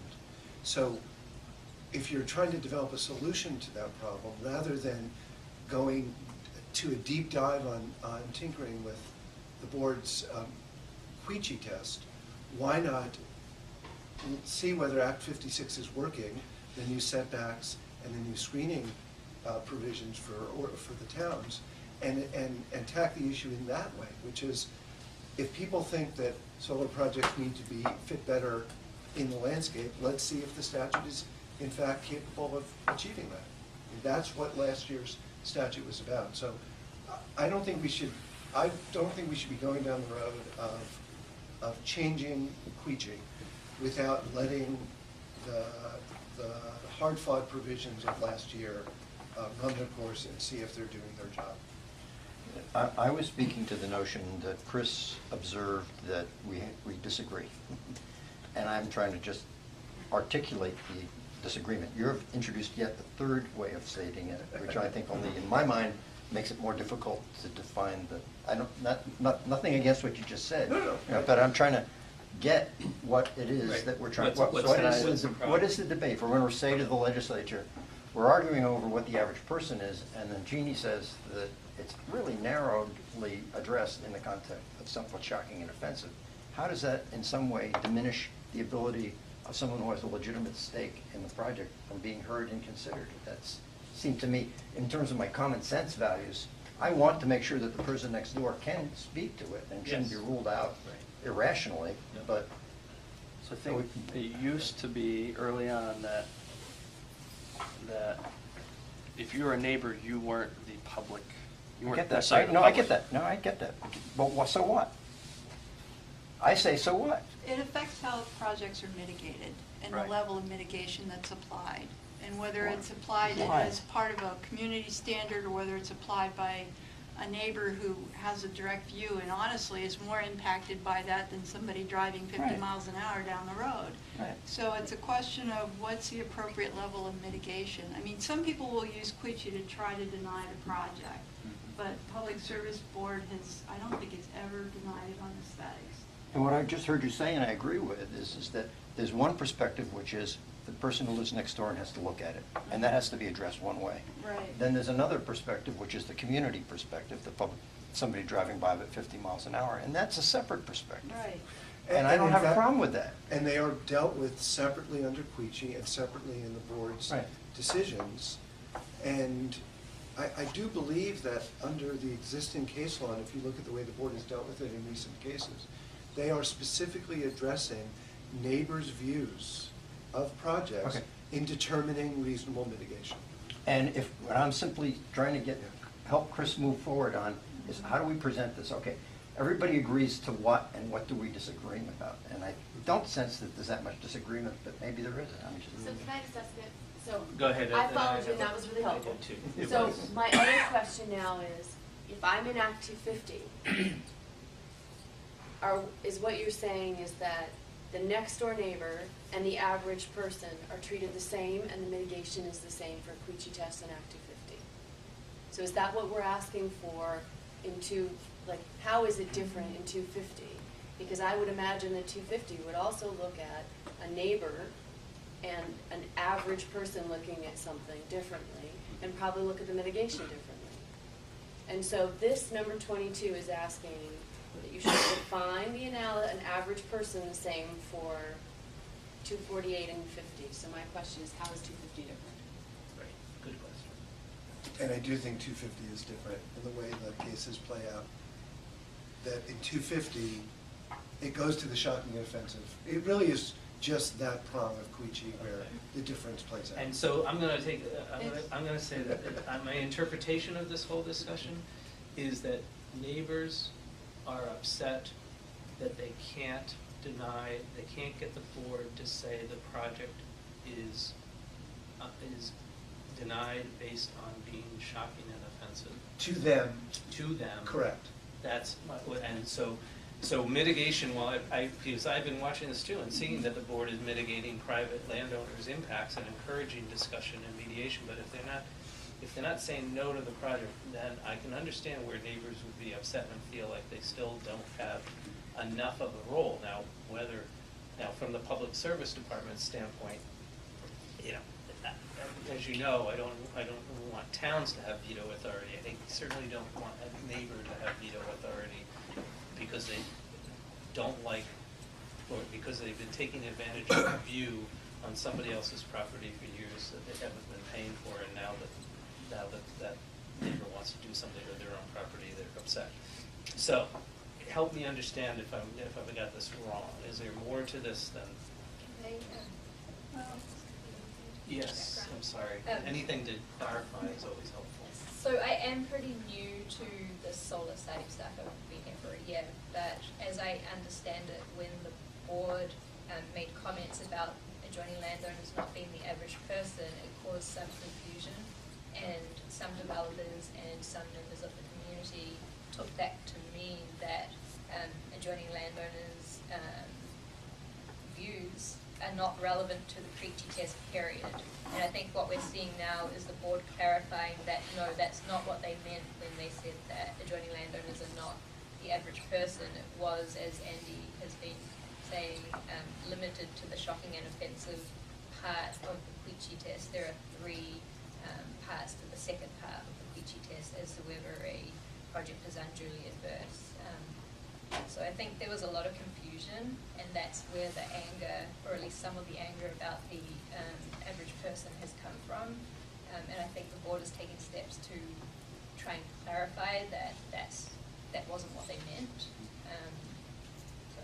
So maybe capturing that in this report would be helpful, is that, that neighboring landowners might not be considered average people in these prongs, but they are taken into consideration. Here's how the board's dealt with it. I mean, that might be one answer. I'm not saying that it's going to identify it. Just, I think it helps clarify. Right. Okay. And I think that was the whole around this comment, question, whatever you want to call it, is that it's just clarifying. I mean, the board may already be doing this, and it just Let's make start it easier with for that. people to Let's start understand. with trying to write that up that way and see if that means anything to anybody. Yes, and maybe to kind of, rather than stating it in the negative, that is, the board doesn't consider neighbors average people. Why not? What? Right. I could see why that got them into trouble. Well, that would be your extraordinary people. I do think it's fair to articulate what this committee wants, this task, is that neighbors' concerns be addressed by the Public Service Board. Okay. And that, I think there's general agreement that neighbors should have some say in the way projects are cited and looked. And we may differ on whether the board is going far enough or not. I think some of us believe it is, some of us believe it isn't. But the common theme is that we don't think neighbors should be cut out. They should be involved. The only other thing I would say is just if you write this out, it still would be helpful to capture that and somehow analyze how 248 and 250 are different in this. Maybe not call the average person, but change that. Right. I'll get an extraordinary person to do that. Thank you. And I don't want to complicate things, but the bigger issue for us is how they're interpreting community standards. Okay. And I think for Karen too, and maybe partly that can be resolved through some of the citing commission guidelines or recommendations. But right now, it's basically gotten to the point where, and that is definitely different in Act 250. Act 250 will look at zoning to interpret a vague plan. But in the Public Service Board now, it can't be so vague that it's meaningless. It also can't be so specific that it represents zoning, and they will not look at your zoning to interpret it, which basically leaves us nowhere to go. Right. So, So the how, difference between a municipal plan of development and a comprehensive plan, which includes the zoning, is really a standard issue. and I don't want to make a big discussion out of that, because again, I think the citing commission addressed it. It's more that if the community does the planning and there are clear scenic standards in there and guidelines in their plans, and clear, if they have view sheds defined and mapped, then those things should be recognized within that So process. that is different than hold solar to the same aesthetic standards as other developments of land use. Yeah, So I just want to be, like, if we're on 23 now. Yeah, we are. We keep on. Then I think that is helpful, but that's very different than 23. No, this is still for Queechee. This is still Queechee, yeah, It but could be 22. They're kind of, they're Okay, but- merged, but they're How does community standard appear in Queechee? Does the project violate a clear written community standard intended to preserve Okay, the so- aesthetics and And if safety of it the does, area? it's The first considered test something Yeah, new. okay. of the Yeah. second prong. There, we should mention, though, that there's a reason why the board has concluded that anything that smells like zoning wouldn't be appropriate for it to use as a basis to deny a project, and that's because it believes the case law, the Vermont Supreme Court has established that energy permitting is a statewide role, is a state role, and its local decision-making is preempted. And if you effectively give zoning a de facto ability to deny a project, you have now cut right against the grain of what is supposed to be a statewide process. So that's the reason why the board has said it doesn't believe it can bring zoning into clear written community standards. But we're speaking as the legislature has the ability to make those changes. That's true. I just wanted to provide some context for what Sharon was saying. What Sharon is saying is also fits into our planning stuff that we talked about. It might not be veto power, it might not be, it is taken into consideration or given more weight. Because that community has done the work, they've done the planning, they've done the siting, they've done kind of general standards for what they want to see. And so I kind of feel like what Sharon just said is we've talked about, and we all generally feel that the community's done the planning, that there should be some weight to that. By tying it back to, when you were referencing what the Siting Commission, yes, I agree with what So you that- just said. Right, so versus, again, the looking at the Queechee test and applying the same Act 250 standards, which I don't think we agree on. I don't think, just what I'm hearing here. But again, a lot of times, there's also the other part of the test which says it can't be mitigated. So typically, it's not denied, it's mitigated. And the community standards that represent zoning often have to do more with mitigation, like setbacks and admittedly some can be unreasonable, but they're more to deal with the mitigation of the project and not the denial of a project. There's just this weird conflict where the only way that towns can communicate a clear community standard for the purposes of Queechee seems to disqualify that standard by the board. You know, and I guess I'm out of Queechee, and I'm more in a different realm, and so that's where I'm We're somewhat related. But But could if I you go? want to use that term, which comes from Queechee, but the board's, again, the board's ability to make its own decisions shouldn't just eliminate the ability of the municipality to make an argument based on its plans. Right. Okay. Yeah. If I can help. Yes, if you can help, you can talk. No, I'm teasing. I know you are. But we do Move need to. on. No, this can wait. Go ahead. So if we move, sorry, go ahead. I was going to ask Andy, the problem I think that I'm wrestling with is the common sense problem of looking at the local level and seeing zoning is where the nuts and bolts happen, just restating what you said. Nuts and bolts, good stuff, and yet it disqualifies it. And Andy made a compelling point that as a matter of law, it's quicksand if you go there. Do you see that any way to address what seems to be a common sense conflict of, it doesn't make sense to me as sitting on an energy committee where we're trying to design when we try to influence our plan, anything that gets specific gets rejected because that should be dealt with at the zoning level. You put it in zoning and therefore it can't be considered when it gets to a 248. And I think that, and for reasons that you're, I get what you're saying and it makes sense to me. You don't want to unravel a very important principle, but how do you, and nothing you've said suggests that you would want to disqualify having local government have a legitimate say on things that might mitigate. It may be that my understanding, which you don't have to accept, of how the board deals with clear written community standards is that there is a path that a town could take. For example, a town could say, this part of town, not the whole town, but this particular area has special scenic qualities. And we're going to enumerate that in our town plan. The board could look at that, and then it turns out you want to site your project there.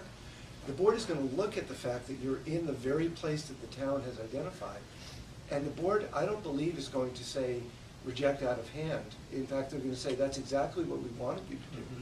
And we're gonna take that into account in determining whether you have met the clear written community standard. So I think to some extent, we might be talking past each other in terms of what the board has or hasn't done. But I do, so Sam, I guess your larger point I agree with, which is towns should not be cut out of being able to articulate in their town plan their vision for the town. But it has to be specific to an area, right? That's what the case law says. You can't just sort of generically say scenic qualities are good for the town. And if you're specific to the area, that's when the board will actually focus its attention and say, all right, now we have an issue here that we have to address. Can we capture that in our report? I think we can capture the concept and discuss that a little more, because I guess I was going to push back on Andy's interpretation a little bit, not because I know any better, but because I feel like I deal with this all the time in nuclear preemption. This feels, okay. That doesn't mean I don't, just because the NRC are the ones that have to make the decision, doesn't mean I don't get to weigh in on that decision. Now, they can ignore me, and they often do, but at least I know I've heard. It seems to me that there's nothing prohibiting towns putting in zoning specific things that help articulate their community standard in the context of planning. But then when the board looks at this, they certainly are not obligated to execute the town's zoning. They certainly could consider it. It seems to me they'd be able to consider it in making their decision, but understand that those standards of setbacks or height or things like that are guides to help articulate the community standard better. I've seen a problem there that one document works but the other one doesn't, unless the board has explicitly said, no, this is why we're not. Well, they have, and that's. But maybe that's a problem in the sense I mean, they've even said that you could have recommended, and they're in a plan, they're recommendations, they're not the rule of law. So you can have recommended setbacks, but because they're setbacks, they're zoning, even if they're in the plan, even if they're only recommended. So anything that looks like zoning is now considered zoning, even regardless of the context. Right, They which won't means that consider it. towns can't implement it because it's preempted. Right. But it doesn't mean the board can't consider that as guidance in evaluating what's in its jurisdiction. That's the piece I'm having trouble with. That's part of its weighing process. Well, wasn't the board's decision that they won't even consider it? Yeah. Because they think it's zoning? Yeah. Well, maybe, okay, let's. So they won't even look at it. So we can Maybe flag that's this as where a. the direction to the legislature is tell the board that they need to consider those things. There's actually a good discussion of all that in the Cold River decision and the reconsideration of that. They went through their whole process, so if anybody wants. So 23, what you said is different than what we're talking about. Yep. I also, that one I think is my new one as well, but where that one was coming from originally is that it seems that more and more solar projects are being made to be completely invisible from anybody, public, neighbors, anybody. And the point of this comment is that we feel that solar shouldn't be held to any different standard than any other land use type, whether it be industrial, commercial. You know, you don't necessarily make a landfill have to be completely invisible from everyone. You know, and it just seems silly sometimes to have, especially in a green field, like an open farm field, 15 acres of solar panels with 3/4 of a mile of shrubs planted around the entire thing, thinking that it's going to screen it from everybody. And that was sort of the point, is like, it shouldn't be held, have a different standard than any other So a land different use. local standard? So this is where I'm at, so a different standard, so what is the standard? Is it an Act 250 standard? Is it a 248 standard or is it Land a? use, so it's like, Right, that's what I'm saying. And then I was gonna say, or local, because each town, as you just said, Charlotte has very different viewshed standards than New Haven. And so that's where I'm just saying, so I'm just this is me asking that to understand what standard. And I know I'm in broken record mode, and I apologize, but again, I'm glad that you sort of articulated what you have in mind, because this is stated so broadly. you and know, I- worded slightly differently. Yes, but I understand the issue that you're mentioning, because it is of great concern to developers that there's some school of thought that solar projects have to be completely screened from public view.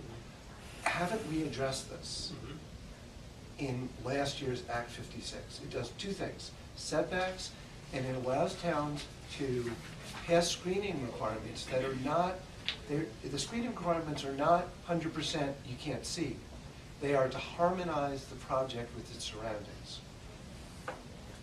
And so why not just let that play out and let that work as the way to address the question of how we mitigate for the visual impacts of solar projects?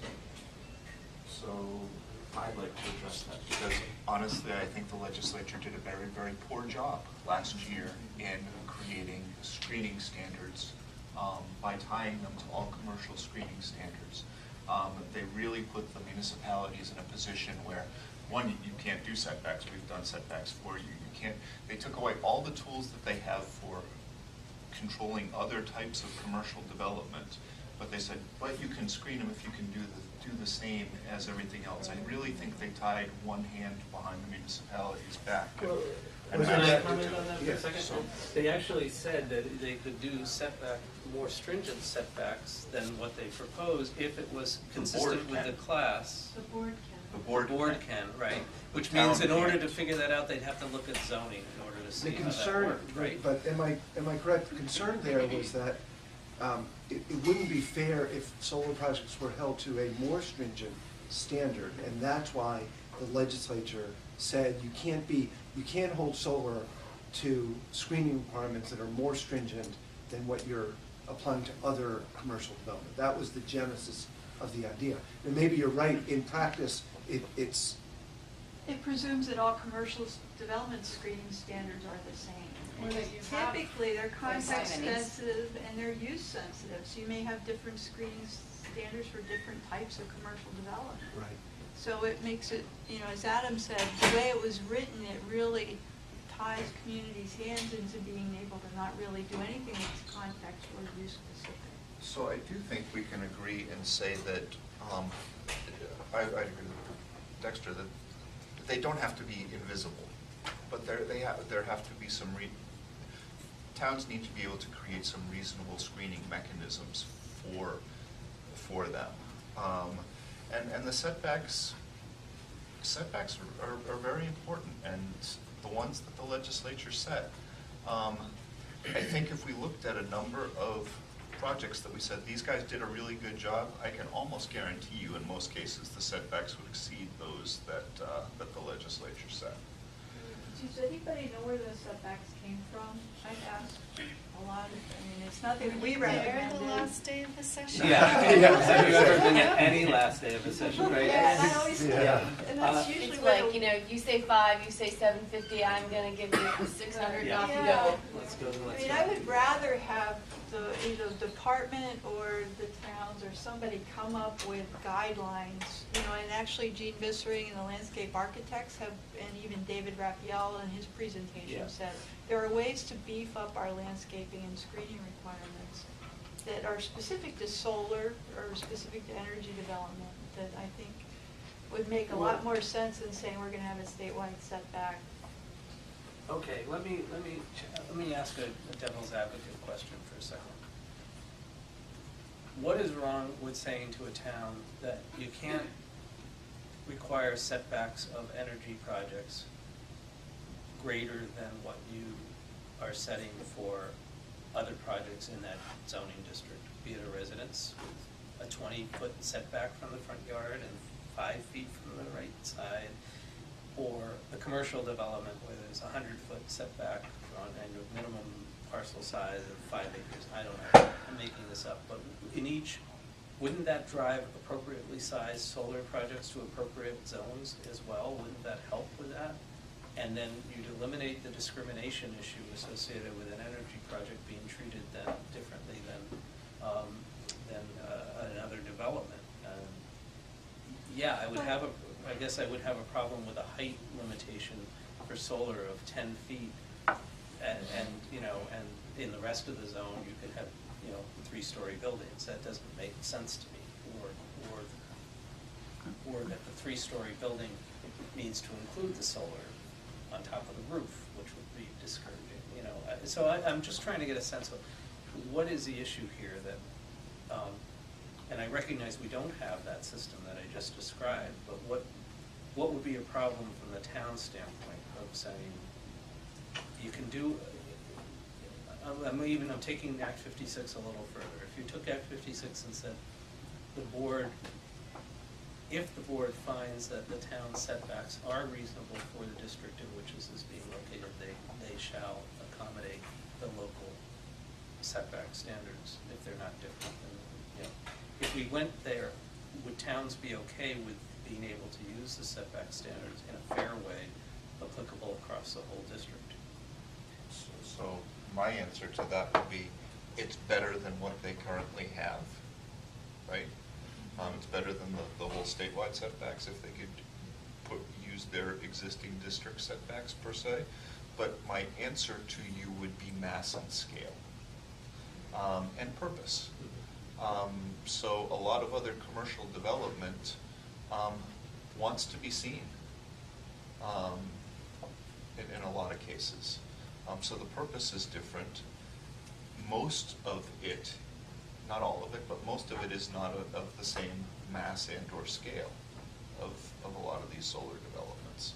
They're not 40 acres of black panels, or 20 acres, or 1 acre, for that matter, depending on what size it is. So that's why I think they should be allowed to develop specific siting or screening standards. We also have a number of municipalities that actually don't have any screening standards for commercial development because they don't, generally speaking, have a lot of commercial development. We have towns that have no zoning. Right.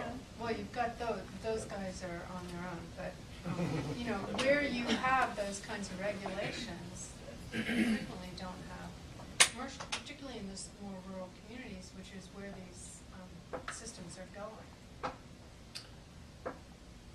I think what you're saying, Chris, is the solar would have to match whatever zoning standards are where they're being proposed. If it's a residential, if it's a commercial, whatever. No, I think what you're saying is the least restrictive. What I heard was the least, or it'd have to be equal to whatever, because if you had a mixed-use area, whichever the setbacks were, it'd have to be on par. Okay, but I was thinking like traditional zones, like in residential zone it's one thing, and in commercial zone it's another. But if that's true, in fact, the state setbacks may be bigger. And so I don't know that we need to step backwards there. So I think that the problem with the state setbacks is that no two sites are the same, and they're pretty arbitrary numbers in that. I think that, and I don't know how, but I think it should be flexible. Site by site. All right, let's think about this one some more right up. Could I just mention one other? Yes, and this, yeah, we both, and it's been raised by. There is this limitation section in the planning statutes, so that with certain kinds of uses, you can only regulate them with respect to size, height, building, bulk, yards, all that stuff. Yep.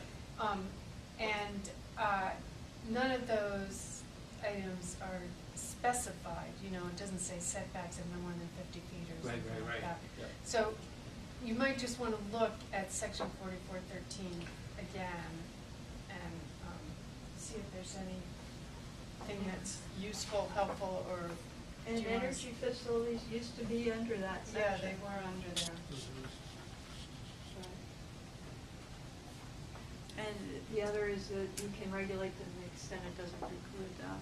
or Right, you including can't say use. no, but you can intended adjust the function of location, use, right. yeah. That's where you get into, like the educational, like schools and things Yeah, like that are in churches, there. schools, hospitals, solid waste management facilities, lots of Okay. nice things.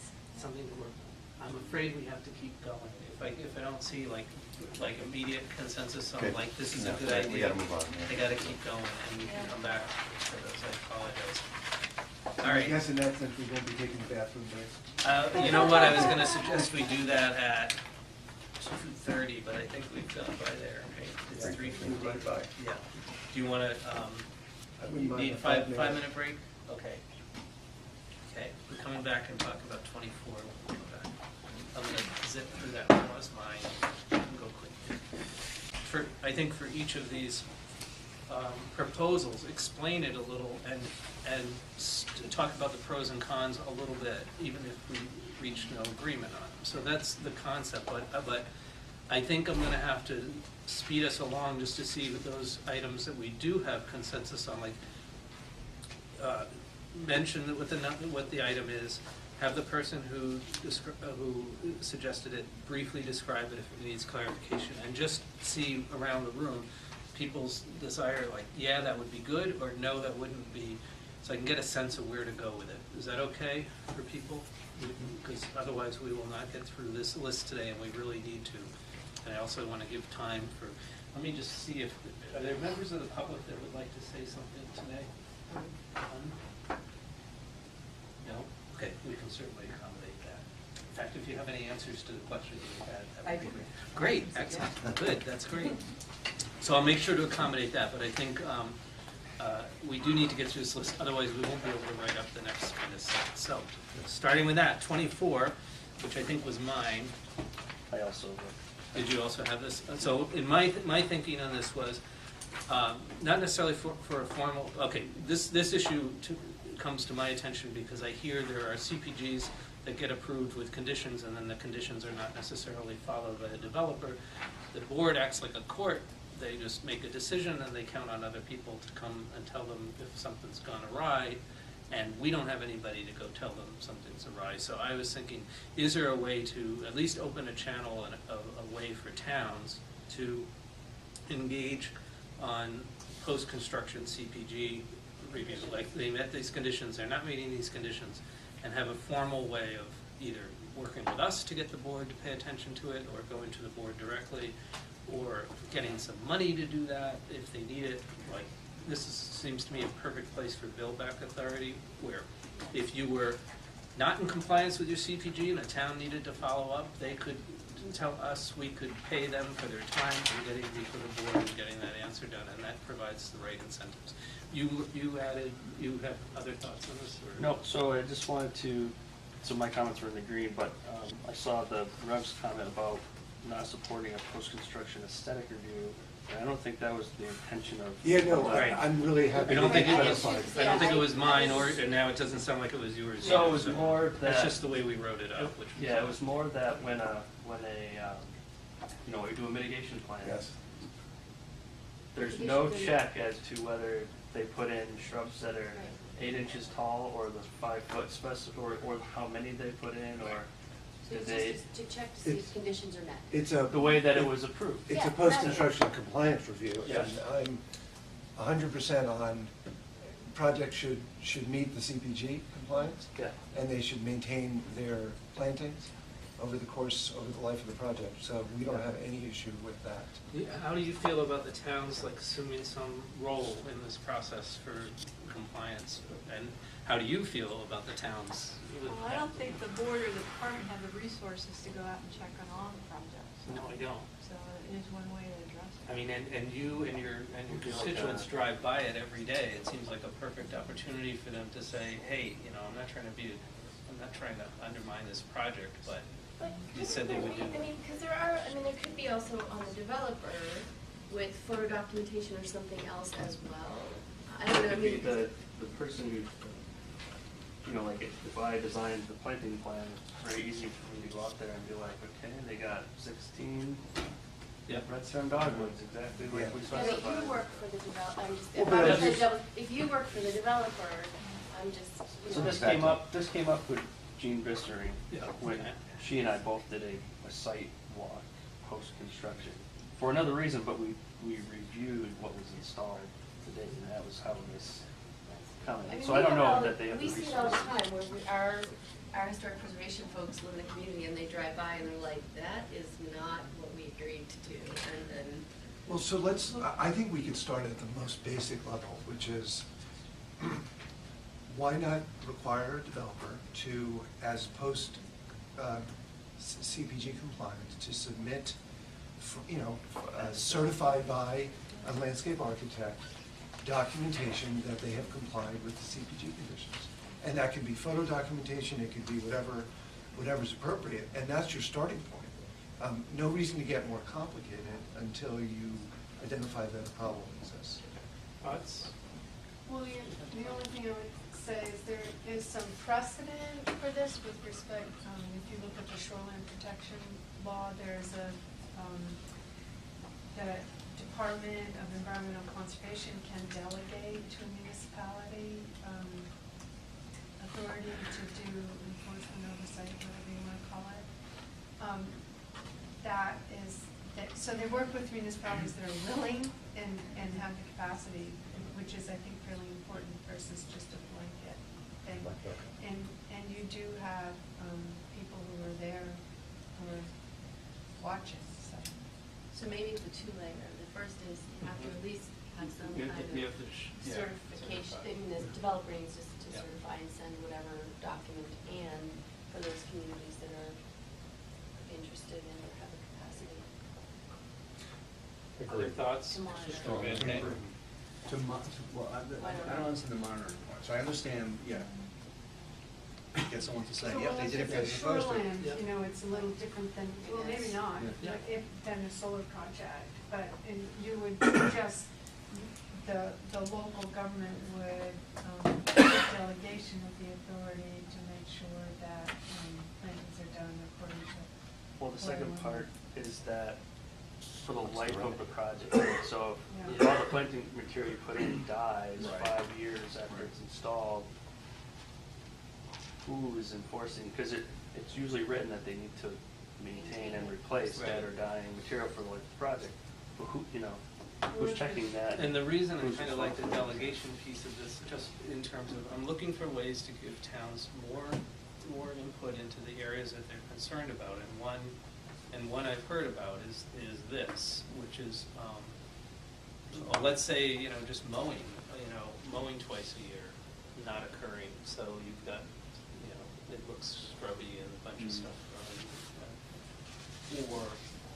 Or the plants that they planted were, instead of 50 feet apart, were 500 feet apart, and we're only, a foot tall, and somebody will never see that. It's kind of like monitoring a conservation easement. So you do an annual, some kind of certification, and then some kind of annual report or update. I'm talking at a minimum from the developer. And then how do you delegate for those communities that want to do some kind of monitoring? How do you give them the authority to kind of say, and then who do they, you've given it to my municipality, why? And I go out and monitor, I see there's a problem, and then I go. Right, probably to us, and then go to the board, or with you to the board, but I don't know. The other thing that it seems to do, in my mind, is it would encourage developers to spend more time with the municipality about what they want to see there, because they want this to work and get it done, and they don't want somebody, turning them in every 3 days for something that they weren't able to do. Because I don't know, how is it regulated when, a lot of times developer will say, we're not gonna clear cut the forest over here, but we're gonna maintain a height of 30 feet. So every time anything gets over 30 feet, we're gonna cut it down, or cut it back. So is that being monitored by anyone after the CPG? I mean, this is a classic problem in all sorts of regulation, that the more specific you get on the permit conditions. The question is always, does the agency have the resources to monitor, and how much self-monitoring? And I think we just have to strike an appropriate balance. It's typically complaint driven. Someone who's aware of those restrictions will call us or the board or the department and say, Acton hey. could be the same way. Yeah. And, you know, Okay, but I generally am hearing that people are okay with this concept within limits, but go ahead. Well, no, only, so before we get to the complaints, I think we should have the starting point should be the initial showing. Mhm. Yes, you've planted the right number of plants in the right place at the right heights. That's like your basic. That's where you get your And permit, then- yeah. Yep. And then after that, the issue is, ongoing, should there be a check-in period every fill-in-the-blank So years? we'll often have conditions related to invasive species that you have to basically monitor and control for a period of 3 to 5 years, and basically report to our agency annually during that period. And once you've kind of satisfied that and it's clear everything's taken hold, then you don't have to do anything anymore. So there may be a way to report to the Sounds like a department couple annually, different ways. Yeah. our plantings are still there and alive. Then after that, maybe then it's just complaint driven. But at least making sure that things were done appropriately in And the get first established. instance, and then Yeah. maintained for. maintain for whatever the conditions are. And then Okay. there's Yeah, that worked out Yeah. nice. Yeah. Charlie, okay? I mean, we can talk more about, Yeah, for Town local rules. zoning, it's a 3-year period in statute too, for performance bonding and stuff. okay. Does that get you the town involvement that you were looking for? I think it does. Well, we'll talk some more, because I think there's a question of I don't want to presume that they can afford to do that Right. on projects. But, and I also like the Bill back to, I'm really becoming Machiavellian these days. I like the idea that the town, if they're unhappy, can initiate some effort and know that they're gonna get paid for it, and the developers know that if towns are unhappy, that they're gonna get billed for it back to pay for it, if But they're not doing what they're supposed to unhappy do. within, right. Within what they're supposed to do, that's right. I mean, some of it might never rise to that level, so if 2 trees die and the town Yeah. says to you, Yeah. your trees Yeah. died, Could you well, fix you'll them? just go plant the Right, trees. right. You know, you're not But there are gonna yeah. take it to the board. Right. Well, but if and they're- in fact, that's an important point, because it may not be a perfect analogy, but with the sound monitoring complaint protocol, you want to have the initial contact be between the person making the complaint and the developer, see if you can solve the problem before you take governmental resources to go to the board. Fair enough. Mm-hmm. Yeah, there, okay, can we, I mean, right, I feel like there's enough here to. Ann's, are you taking notes, or are you, playing those, what are those? Angry Birds games, right, or something, at this point, but she's got it. Okay. 25, require screening. So that's mine. Okay, what do you think? I just think that, and I don't know the names of what the equipment is called, but here's a good example, is that there's Inverters, equipment on the back, they're not transformers. inverters, but they're like, the gentleman told me what they're called, but basically, these are on every row, and they're never identified on any plans, and there's clearly no screening in front of them, because this is post-construction. And so, just clarifying where everything is, that's gonna be built, and all the infrastructure related to it, so that if it needs to be screened, it can be screened. I think the idea of identifying all the infrastructure on the plans is a fine idea. I think we shouldn't presume whether every piece of infrastructure requires screening.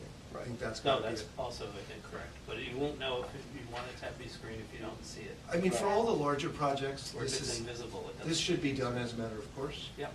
Maybe on the smaller projects, 150s and below, it's not happening. Yeah, it's pretty bad, like, we don't It's even see where the electric distribution is coming into the property, access roads sometimes, we just get a rectangle on a map and they're like, this is the Yeah. project, so it's. Okay, well, point taken, I don't disagree with anything that I've heard here. Anyone have concerns? Okay, site plan, drawing, But those are all comments we're given Right. during the net metering rule process, Yeah. but Yep. historically speaking, it has been an issue. Cool. 26. cumulative impacts. My point was, I don't know how you address that on a case by case. I mean, we're Right. having the same issue in Act 250. So, again, go back to. Do you the think this planning comes through, yeah, do you think that the solution comes through mostly regional or town plans ultimately? Okay. But I do, does anyone disagree with the concept that cumulative impact should be addressed somehow? Oh, they should, yeah. Okay. I remember Greg Favor testifying a year or two ago that the board does this on every project. Excellent. Well, they also testified that they don't see it as an issue and they aren't going to deal with it unless it actually becomes one based on metrics, and unless there's documented metrics. Well, I have no intention of responding to anything that we're quoting Greg about, because that'll take all day and it'll be too much fun. But, okay, so cumulative impacts, does anyone have concerns about the concept being addressed by somebody? Because I think that's the level we're at. I am opposed to the notion of an arbitrary cap. Right. But Okay. but I like the idea of providing a process that recognizes the cumulative impacts, most definitely.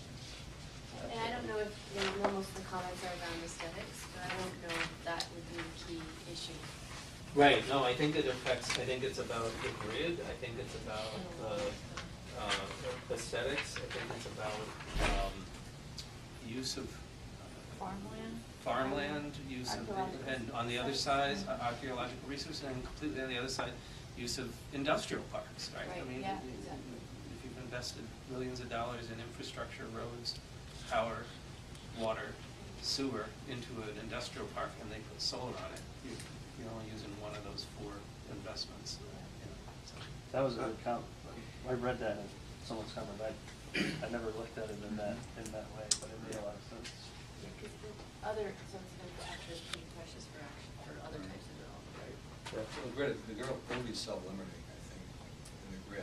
That's, At yeah. a certain point, we just can't count it. Well, the difference there is they've got to pay for, like, if they want to do something more, they've got to pay for any infrastructure increases. That tends to keep people where they're generally supposed to be, but it does also have the unintended consequence of driving everybody to one location where the infrastructure happened to rural. I just think to address that cumulative impact, you either need to look at town, region, and any kind of state evaluation, because most town and state plans don't take archaeological resources, for example, into effect, they don't look at that, or most communities don't look at that. It's a state resource that in certain regions of the state could have a big impact if you're developing in those areas.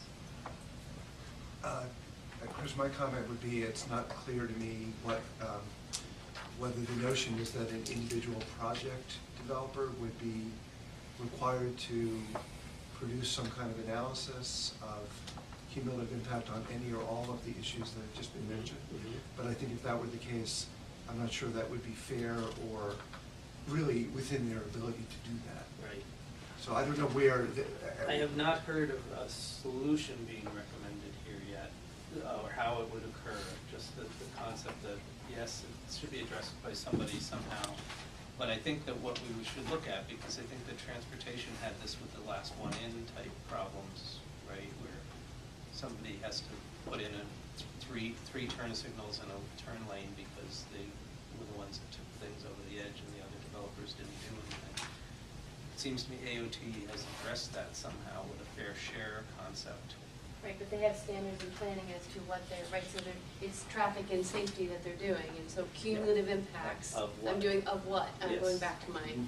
Yeah. So I think it's more discussion on, I So think it it's a feels like good this one idea. has a long way to go, but I'm hearing people feel like it should be addressed by somehow. So I think I might have thrown this one out there, and Okay. I think it probably came from the town of New Haven, Yep. in particular. The fix to it would be the ability, it would be some type of fair share where you say we've had enough. So it's not necessarily concerns about, it was more aesthetics than the grid. Right. So the V-Trans analysis doesn't necessarily lend itself to, it lends itself to fixing the grid, but not to So this is aesthetics. more like enough, rather than Right. you're looking at the broader cumulative impacts that might be looked at. So, Yes. so Adam, point is coming under 33, where a municipality should have a right to say at some point that they have enough. Yeah, I'd like them separated, because that's a very different thought than the one we just discussed. Yeah. Cumulative impacts of static. You see that as more of a status? More of an aesthetic. Yeah, as opposed to. Well, but it's the town's, I'm thinking of it in terms of aesthetic too. No, but I I'm think- saying, Right. let's deal with it under 33. That's what all I'm saying, because I take a different position. I think it's a Well- more complicated issue if we start saying what's too much. Right, so let's deal with, I think what Sam is saying is not that your point about having too much is not valid. He just wants to deal with that piece of it at 33 and deal with the aesthetics Right. piece of it here. But I don't think we're going to get much further today than just knowing that people think cumulative impacts is an important consideration to be addressed. There's got to be some mechanism. Maybe we could talk next time about what that mechanism might be. I don't think you need to do 27, Chris. I think we already hashed it out. I think I threw it out there. Yep, okay. Yep, got it. And 28, similarly, I feel like we have, we talked about that, right? Yeah. In terms of, Wasn't that in planning too? Isn't something similar?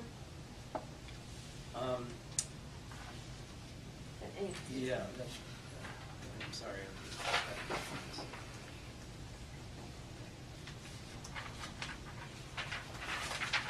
Sorry.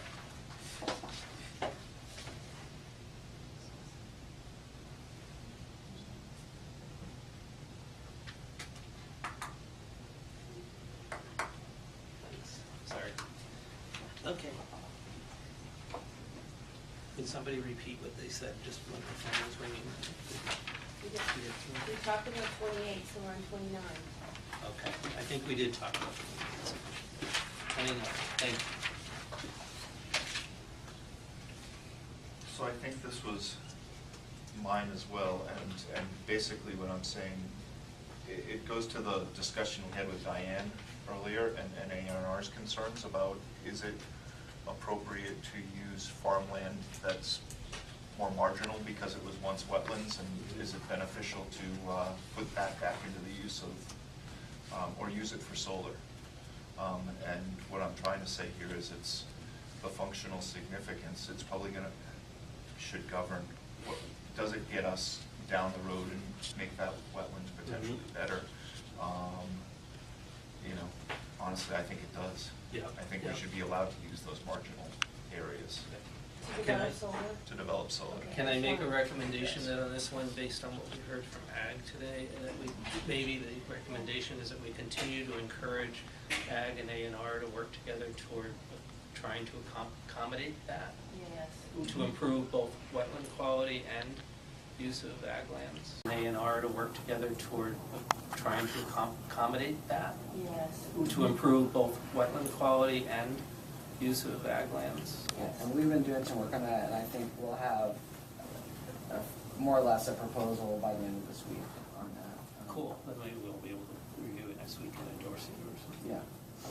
Or change it on Really you. incorporate it, and, you know, we can get it out to you via email Great. on Friday. Okay, great. We'll wait a week and we'll take credit for it. Yeah, right. Okay. Bye, Noel, thank you for keeping us on track. We're on to other.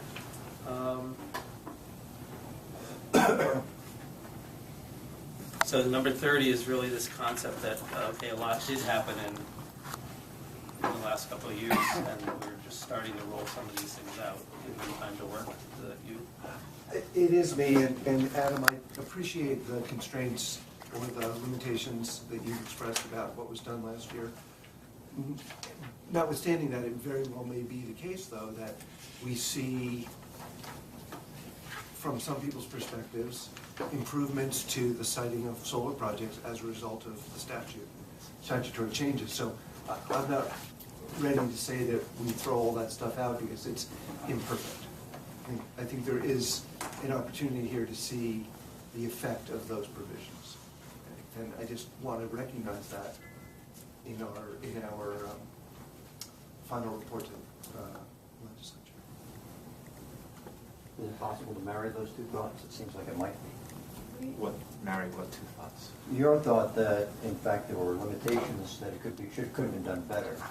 And his thought that this is, and in the sense that there's that this was a step forward, but that there's a need to refine that in some way. Well, I think Andy's saying keep it the same, and I'm saying I think we need to change it. So I'm not sure that we Okay, can. okay. I mean, we can be diplomatic about the way that we No, say no, that. I like to be clear. Yeah, one thing you can acknowledge, though, is the fact that in 2016, under the current rules, we'll see a tripling of solar development. And that's what my comment was, that I'm just getting worried about waiting, knowing that there's gonna be a lot more projects that come online really fast. And then if we decide that we do need to change something, then it's like, here's 200 new projects that just came online with the old. I get your point. Yeah, and just the other thing to mention is that this task force and those setbacks were part of the same bill, so clearly the legislative intent was that it still needed some more work, or it needed another look. So you're one of those people that tries to read logic into all That was good, I like competing that. pieces Yeah. of it. Yep, that's good. That's- I thought about that before, but I didn't say it because yep, okay. It was too easy. No, We would definitely not be okay with escalating, so. okay. In case you guys. So this feels like more of a discussion item about What we might do. acknowledging reality that some things happen, acknowledging the reality that some things were done and probably are not appropriate or done not as well as they could be, and 3, acknowledging the need because of increased pressure coming forward to make sure that whatever we do right and quickly. I'm not sure where, and that gets to the point we made, I'm not sure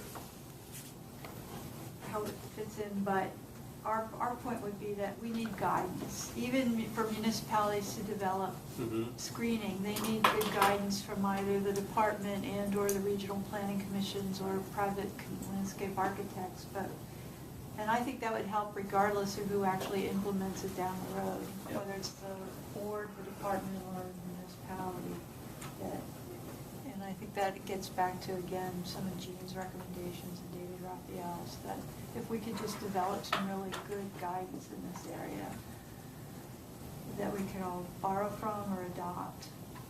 Okay. So this feels like more of a discussion and less of a conclusion about what should happen. Fair?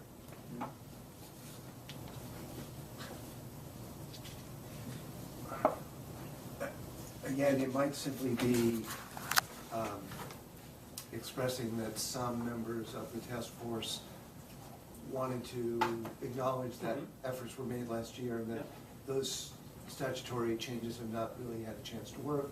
Other people expressed concerns about the direction some of those changes went into or the complications that they posed, et cetera. Okay. 31, community scale. We're almost done here.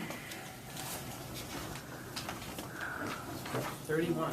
There is a definition of community scale in H377, I'll just mention that, which was introduced last year and is on the wall in House Natural.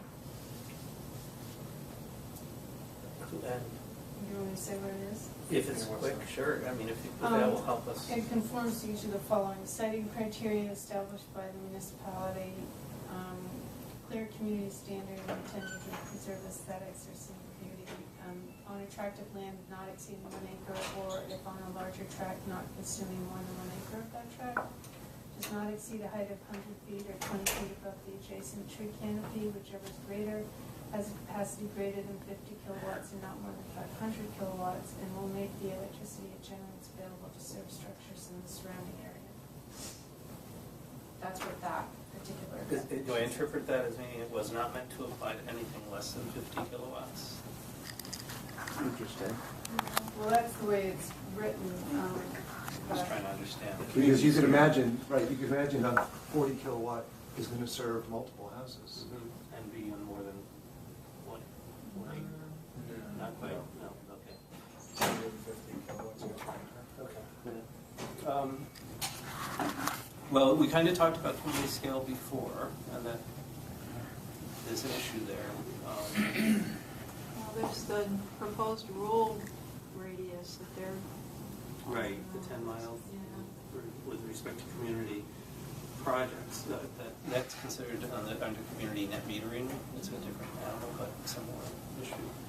I'm willing to explore this. Based on what you said, Karen, I don't agree with all of what you said, but a lot of it. But of what that definition was from 377. Our perspective, we thought something community scale would be not enormous, and that it would actually serve the municipality. You know, that those are key components, so that it's not just something that's, and that it would, there would be an incentive for somebody to put in place the kind of facility that actually meets the criteria in the municipal plan, and that would be a plus for citing it. I like that definition. It does get, when you hear more and more, I know where GMP is and other utilities, I believe, is getting these projects close to load, because that's where you have the biggest value. So to the extent you can place it nearby, where it's being used, whether municipality or home, then the better, because there's greater value there. Yeah, and the idea that if it is community scale, if it meets those criteria, then it's favored for actually being built. Okay.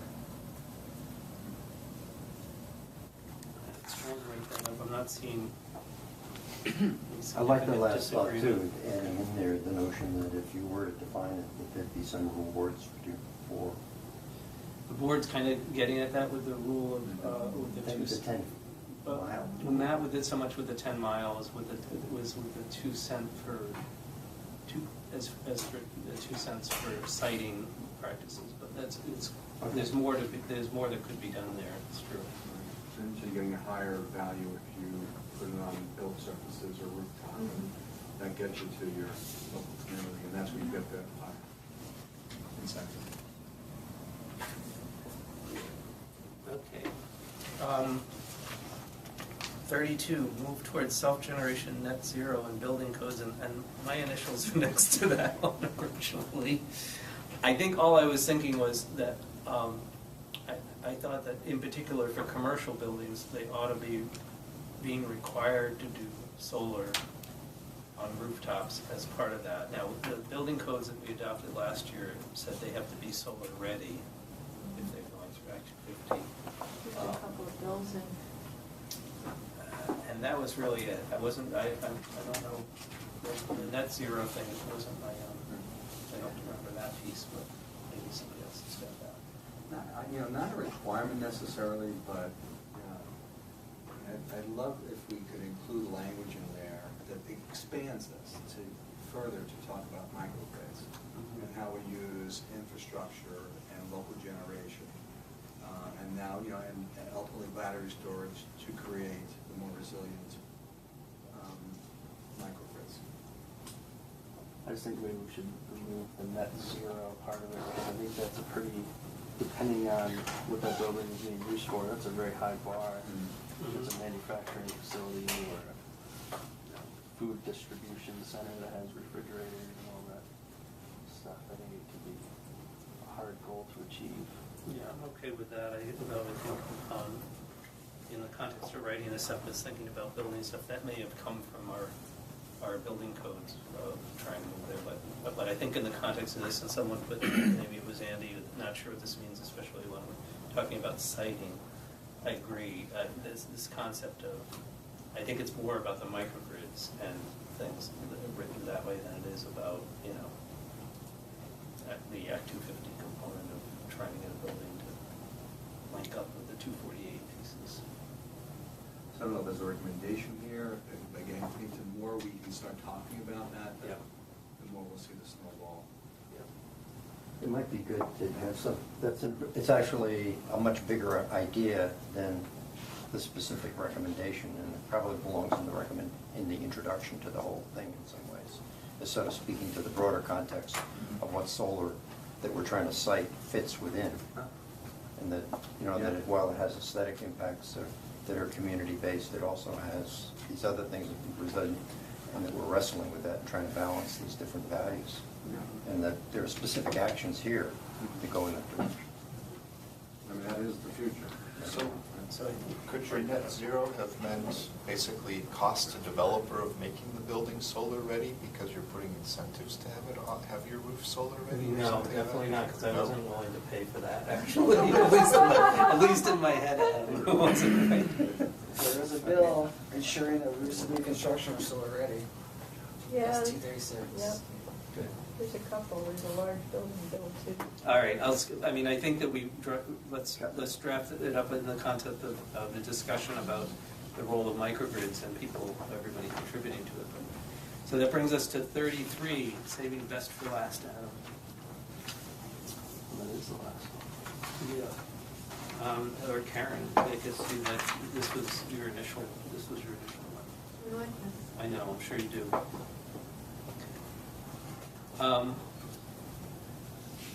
I think it probably did initially, although I shouldn't say that, I was gonna say it came from New Haven necessarily. But those communities that feel like they've hosted significant amount of renewable energy. Yep. I think they should have more of a role. I think this one, the way it's written, at least sounded like the veto thing at some point, and I'm not sure.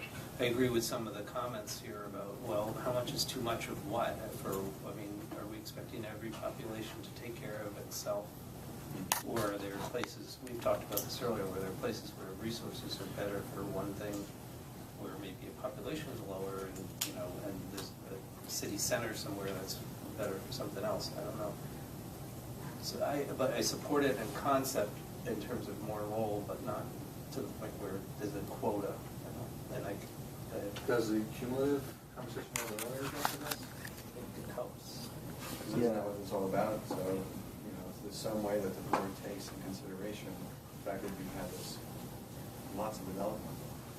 I think it kind of relates, to your area of capacity, the microgrid capacities, and I didn't believe that the fair share comments that were made before about every town has to have X amount, but I do believe that if we figure out what the capacities of the areas are, that there could be a cap per municipality, say, so that the municipality can't exceed a certain amount of solar. That way, say the town of New Haven already has met their cap, then no one else can develop. Because there's comments about, say we create all these restrictions, but then someone could come in and still develop a solar project within a town that already meets their needs. It seems like you could put a cap that would be more than a town's fair share, say, so that in any given community, the solar can be distributed equally, but if the town doesn't get more than the town next door. I think that's difficult, but for instance, if say Ranger goes into Ludlow with their 100 acres of 9,000 panels or whatever it is, has Ludlow done enough? I think an awful lot of people in Ludlow would think so. Sure, they might. So does that mean That- the so does it individual mean- homeowner can't put solar on their roof? Does that mean that the substation doesn't get expanded to accommodate the underground cable, or does it mean Yeah, I mean, that? it's not an easy question, No, but it is, I think, a I'm very not legitimate arguing. question. It is a very legitimate question, and then I also get it to, I can see this broadening really quickly to become unwieldy, where like people say, well, you may have the solar, Ludlow, but, I've got the Union High School, we grow 3/4 of your food, you have all woods, you don't have any farms. Where does it? Well, So if we they limit have it solar, to they sell commercial it energy generation, Fancy solar. which is kind of what we're discussing. We're discussing solar, but I guess I'd limit it to commercial energy generation, and I think you have to involve all the forms of generation, because, somebody may have wind, or somebody may have biomass, or somebody may have solar, or somebody may have hydro.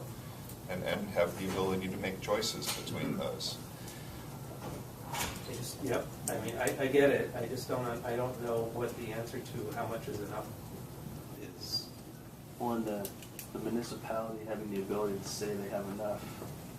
You know, if a municipality doesn't favor solar in general, and they have one project in their town, does that mean they can say, we have enough, we don't need or want any more? So Chris, if you look back at the work that Bennington did, Bennington Regional Planning Commission, they did start to provide, I mean, you know, we all liked the graphic with the big dot and the little tiny dot, right? But they also took that a step further, and they said, so this is kind of what this means for your community. You've got X number of acres potentially. You know, in the context of Bennington County, you need this much. It did give people the way to wrap their head around it. Now that assumes that, you know, the 13,000 acre number that we've bantered around for the state of Vermont is real, and if our regs are much laxer than Maine or New Hampshire or Connecticut or Massachusetts, we're not building all theirs too. And we don't necessarily have the way to prevent that with the Interstate Commerce Clause. So we really do need to think about, you know, how much we want to trade our natural resources for energy, aesthetic impacts on natural resources for energy that may go elsewhere. And that's why the rec discussion is important to people. The other interesting piece is that, and Ann or Chris, correct me if I'm wrong, but in most of the other New England states, small-scale projects are regulated locally. Larger-scale utility projects are done at the statewide public bid analysis. Right. So Yeah. in Vermont, it's all done at the state level. So it's hard to figure out where towns plug in. Where I think they get their piece in their states, and then there's just an acknowledgement that these larger projects are part of a regional system that are dealt with at the regional and state Right. level. That's just not the case here, so No. it kind of turns it on its head. Well, that's why we raised the issue, maybe turning some of that back, the smallest projects back to local review. But is that an incentive or a disincentive to encourage smaller projects? I'm looking at the development. Seems like I it'd be mean, hard. one could argue, I mean, Right. GMP's whole plan has been to have microgrids and have a lot of distributed generation. Right. One could argue that the state, Vermont has allowed that, facilitated that by keeping it all at the statewide level, but we could debate that or not, but clearly there's a difference between how other states have planned and regulated energy development.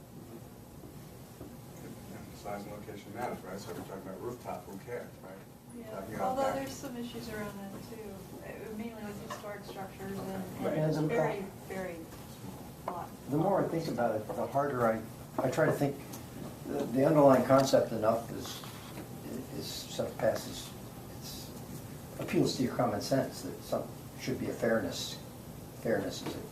But how do you implement it in a dynamic, and you don't do it in legislation, I don't think. I mean, we're talking about a technology that is evolving at an incredible speed, and not only this technology, but other technologies. And to try to say, pick one out and say that how we're going to cap it in concrete terms, some bound that would be established in law that might be, why not do it in a process that goes back to the cumulative impacts need to be considered, and that is not as an afterthought, but as a central thought. Well, one of the interesting things in the proposed rule I haven't really thought about much yet is there's a lot coverage provision in there too now, which doesn't quite get at cumulative impact, but it could in effect be a limiting factor. And I, again, don't know where the percentages came from, but it's 30%. Is that out of thin air? 30% rural residential and ag and 75% industrial and commercial zones, which kind of is counter what you were saying about industrial zones. You know, we're allowing 75% solar coverage. We're dealing with all these. Roof. Right. Unless it is In which long. case, it really doesn't increase lot coverage at all, but, No. yeah. It's fascinating. There's a lot of competing issues here, which makes this complicated and not easy, so. I guess the question is, for me on this one, before I go further, is does somebody have a measure or a mechanism by which you could effectively say, yeah, we're gonna base it on this, population, energy need, state energy need, regional. I'm trying to figure out what the measure would be that you would say, okay, enough is enough, other than a qualitative. I'm happy with a qualitative thing saying the municipality should, the board should consider or evaluate the cumulative impact and the fair share principles of a town for a project that's proposed where the town is objective or something like that. But I have a hard time getting beyond the qualitative aspects of it. What about like you had brought up the map, GMP's map with saying that Addison County was already full, they're in the red.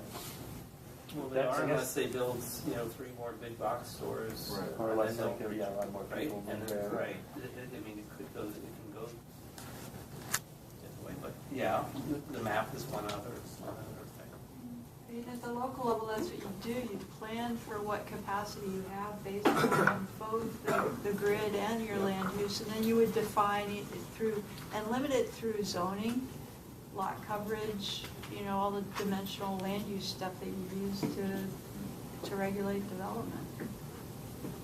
And the tools are out there, it's just we can't apply them to this.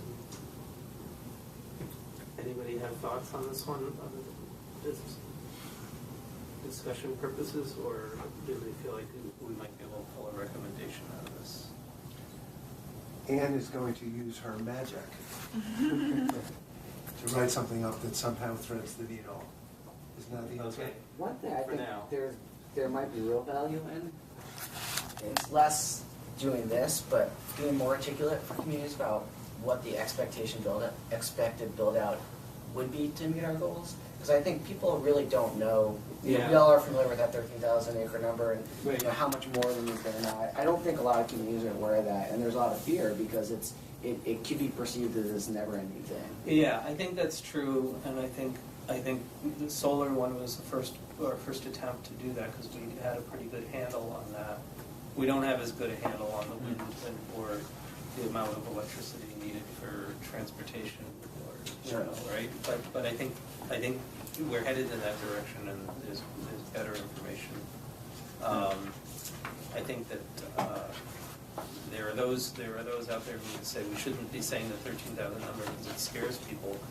I think it was scarier without knowing the 13,000. It's just the context of it. Knowing 13,000 acres is a lot, but when once you learn that there's 4,000 acres of commercial rooftop, and there's 2.3 million acres of available solar, it starts to put it into context. But I would go back to Adam's point though too and question whether that's a real number. That's the number we need to meet our goals, but unless we can restrict it to that, it's, Yep. And then it is also, an unknown. and also what I was talking about with the panel, improving Right. 20%, if you take 20% off of 12,000, you're down to 9, right? I mean, if you, just based on the technology that is, so it could change. Yeah, you can't say it's not enough or too little. And I guess just related to that, the last one that isn't on here was just the concept of pacing that someone threw out at some point. Right. And I think giving communities a sense of the pace of build out is another thing that, even if they can't cap or say no to, will give them some more sense of control and context. So, yeah. And from a regulator's perspective, I think pacing so that we're not tapping out our regulatory systems is pretty critical. And I think that was the intent of caps to some extent.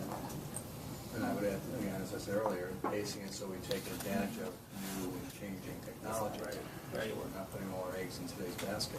Well, and now that the credit's been extended, is that going to alleviate kind of the push to get stuff done? It didn't sound like it. Yeah, so again, and actually, there's a correction I want to make, is that the paper reflects that GMP's peak is 1,000 megawatts, that's a statewide, ours is 700 megawatts. Right. And the capacity of deployment of distributed generation would be about 300 megawatts by the end of this year. So we have incredible amounts, so half of our capacity will be, almost half, will be distributed generation, most of which was solar, so Yeah. incredible amount of building.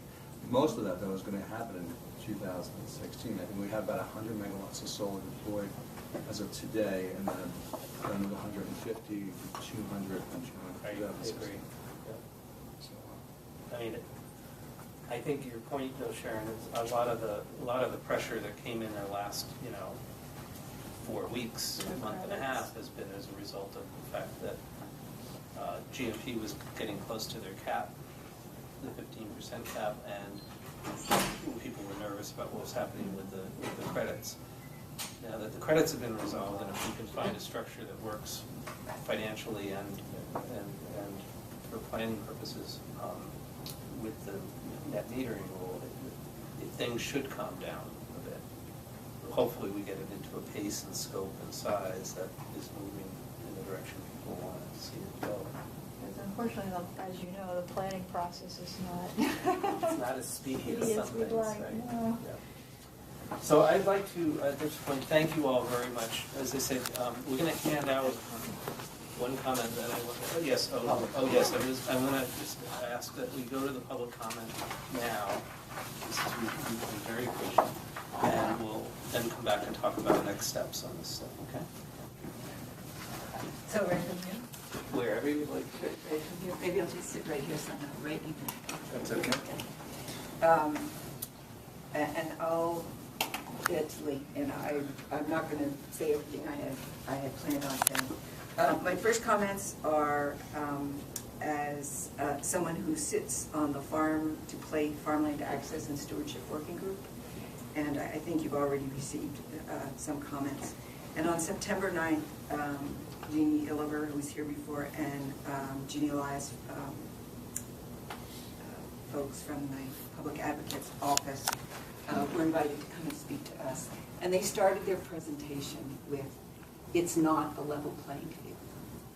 And that was with regard to the access to farmland, given the current policy and the incentives for siting solar. So that was that group's starting place for thinking about, well, how do we go about that if that's the reality? And I would just ask that your report to the legislature include an acknowledgement that the current siting policy is affecting access to farmland. Farmers are losing their leases on farmland. And if you need some specific examples, new and incoming farmers are losing land because of someone who had signed up for a match program, new farmer to farmland. The landowners are saying, "I'm holding out for a solar developer. Just take me off the list." So this is real. People are having to deal with this every day now. And anyway, just something to acknowledge that this is a piece of the puzzle, and that siting recommendations align with the state's existing commitment to increase the amount of land in agriculture. So that's sort of one of the pieces. And there's about 12 recommendations that were developed and have been circling around the ag community. You might see them in various formats. My other comments are as a citizen, taxpayer, ratepayer, and again, it seems that there's a piece of this report that should be about acknowledging some things, naming some things separate from actual recommendations. And one of those for me is that no amount of solar in Vermont will mitigate the effects of climate change. And this is something that the department sort of acknowledged, and I think it's really important because people keep thinking that what we do in Vermont could really make a difference, but our emissions are so small that it really isn't going to make any difference. And so that actually provides us with opportunities for doing things a little differently, but I won't go into that. Our undeveloped landscape is our first and most affordable defense to adapt to climate change. So it's not just we're going to run out of this fuel or that fuel, but there's an adaptation issue that may be even more important than generation source. Again, a different issue, but it seems in the context of this conversation really important to name that.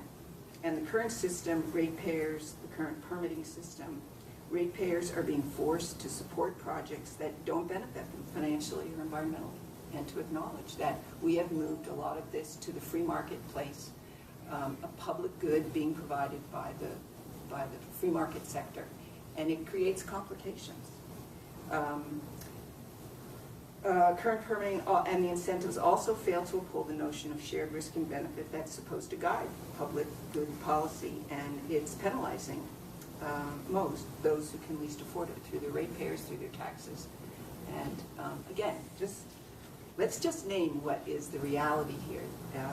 That's what I'm asking for. And solar arrays are an industrial activity, and they require a commensurate level of siting requirements. And I'm not hearing too much about that. I'm going to mention two things in particular.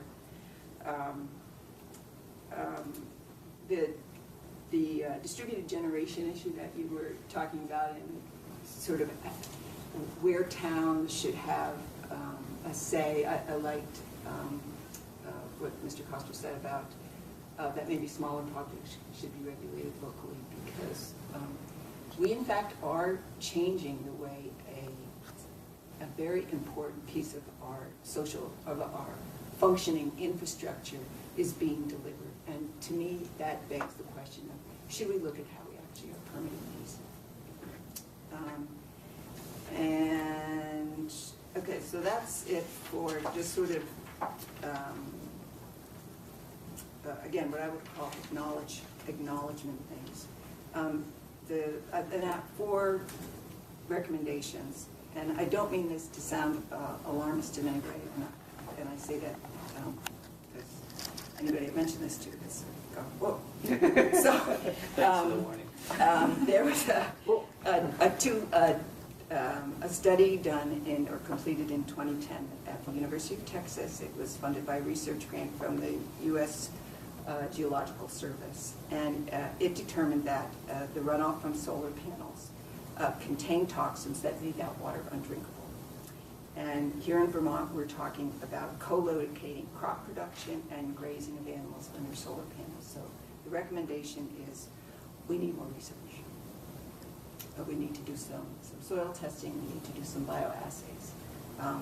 But no one has talked, in my understanding, there's been no mention of water quality related to solar panels, and it seems like it's a really significant gap in when we're talking about land use. I don't want to interrupt you, but I do want to say that I need to take a look at that study. Yeah, and I'll send this. That's great if you can send the link, but I have talked with ANR and AG about the issue and to understand whether we're talking during operation or fear of decomposition of those over time, but we'll look into. Well, this was related to water capture, and this was just runoff off of brand new panels. These weren't even degraded. So that also brings you to really needing to consider the stormwater management, best management practices, and that they're commensurate with the toxins that apparently are leaking from solar panels, also compaction, erosion, and soil biology. And as the anticipated cost of solar panels declines and the capacity factors increase, the monetary value of state incentives should decline. Yes. I mean, Yep. the last thing, again, this is something that we haven't, I haven't heard much about, and that is to improve consumer protections for project neighbors, host towns, and ratepayers. And one way to do that is to develop unambiguous, consistent, required language for developers and utilities to use when they present projects to ratepayers, towns, property owners, and that there are steep fines. A slap on the wrist from the Attorney General or the Federal Trade Commission. I'm sorry, it just doesn't cut it. It's our money. We're underwriting the cost of some of this, and developers are benefiting, and misrepresenting the environment, particularly the environmental attributes, is really the big issue. And we're giving them our land. It's just like, and one thing would be a glossary of terms is one thing that I've thought of, and I'm sure a lot of people would be willing to help contribute to that. Clean does not mean there aren't any negative environmental benefits, and I think for the average person, they think, oh, it's clean, there's nothing bad. Well, ask the people in China where they're mining the rare earth elements, how clean is it? And an intermittency of the generation source, as well as base load, we're talking intermittency, has its own cumulative impacts, and it should be included with cumulative impacts. You know, just, and this is it, I'm winding up here. But just as an example, ISO New England, 20% wind in New England seems like a reasonable amount, right? Will require 4,000 miles of new transmission. There's only 8,000 in all of New England. So, I mean, these have huge, huge impacts that unless we're counting them and their intermittency, and so the density of that energy versus the impact that they're having, seems like that needs to be part of the consideration of what we're doing. Anyway, thank you very much. So Thank you. That's lovely. Thank you for sitting there, and I will send. Thanks for spending the time. Yeah. And any I mean, I'm happy to answer any questions if I said something. I think there are some, I mean, my reaction is these are good points. There are some things where the assumptions matter, like for the ISO New England thing, for example. Yes, it built the way ISO would normally want to build plants, which is, you know, huge, humongous 600 megawatt things. They need transmission to get them back and forth. Done more like what we're talking about here, where the microgrid or something, you might be able to actually reduce transmission impacts. So the assumptions matter, right? Exactly. But it's fair It's just an example. fair to raise, absolutely. And then, no, I appreciate your thought and comments. Anyone else have questions or comments? So you will send those to Yes, Ann? I will send the report, and I will send my notes and my version of these 12 ag considerations that that sort of a group of folks, I can't take credit for them, but a group of folks worked hard to really think about too, what does this really look like on the ground for our, our agricultural, our commitment to producing more food. Thanks. All right, we're over time again. Thank you so much. I apologize again for trying to run a tight ship here, but not as tight as it needs to be. We have what we did as a straw proposal is those first two categories that we got through last time on planning and incentives. We wrote up what we think we heard in terms of general consensus or not on these issues and things that we can kind of work with. So what we'd like to do is use this as an example. If you all could review these and get comments back to us, we'll send it out in Word form as well, so you can do mock-up, but we'll give you a paper version.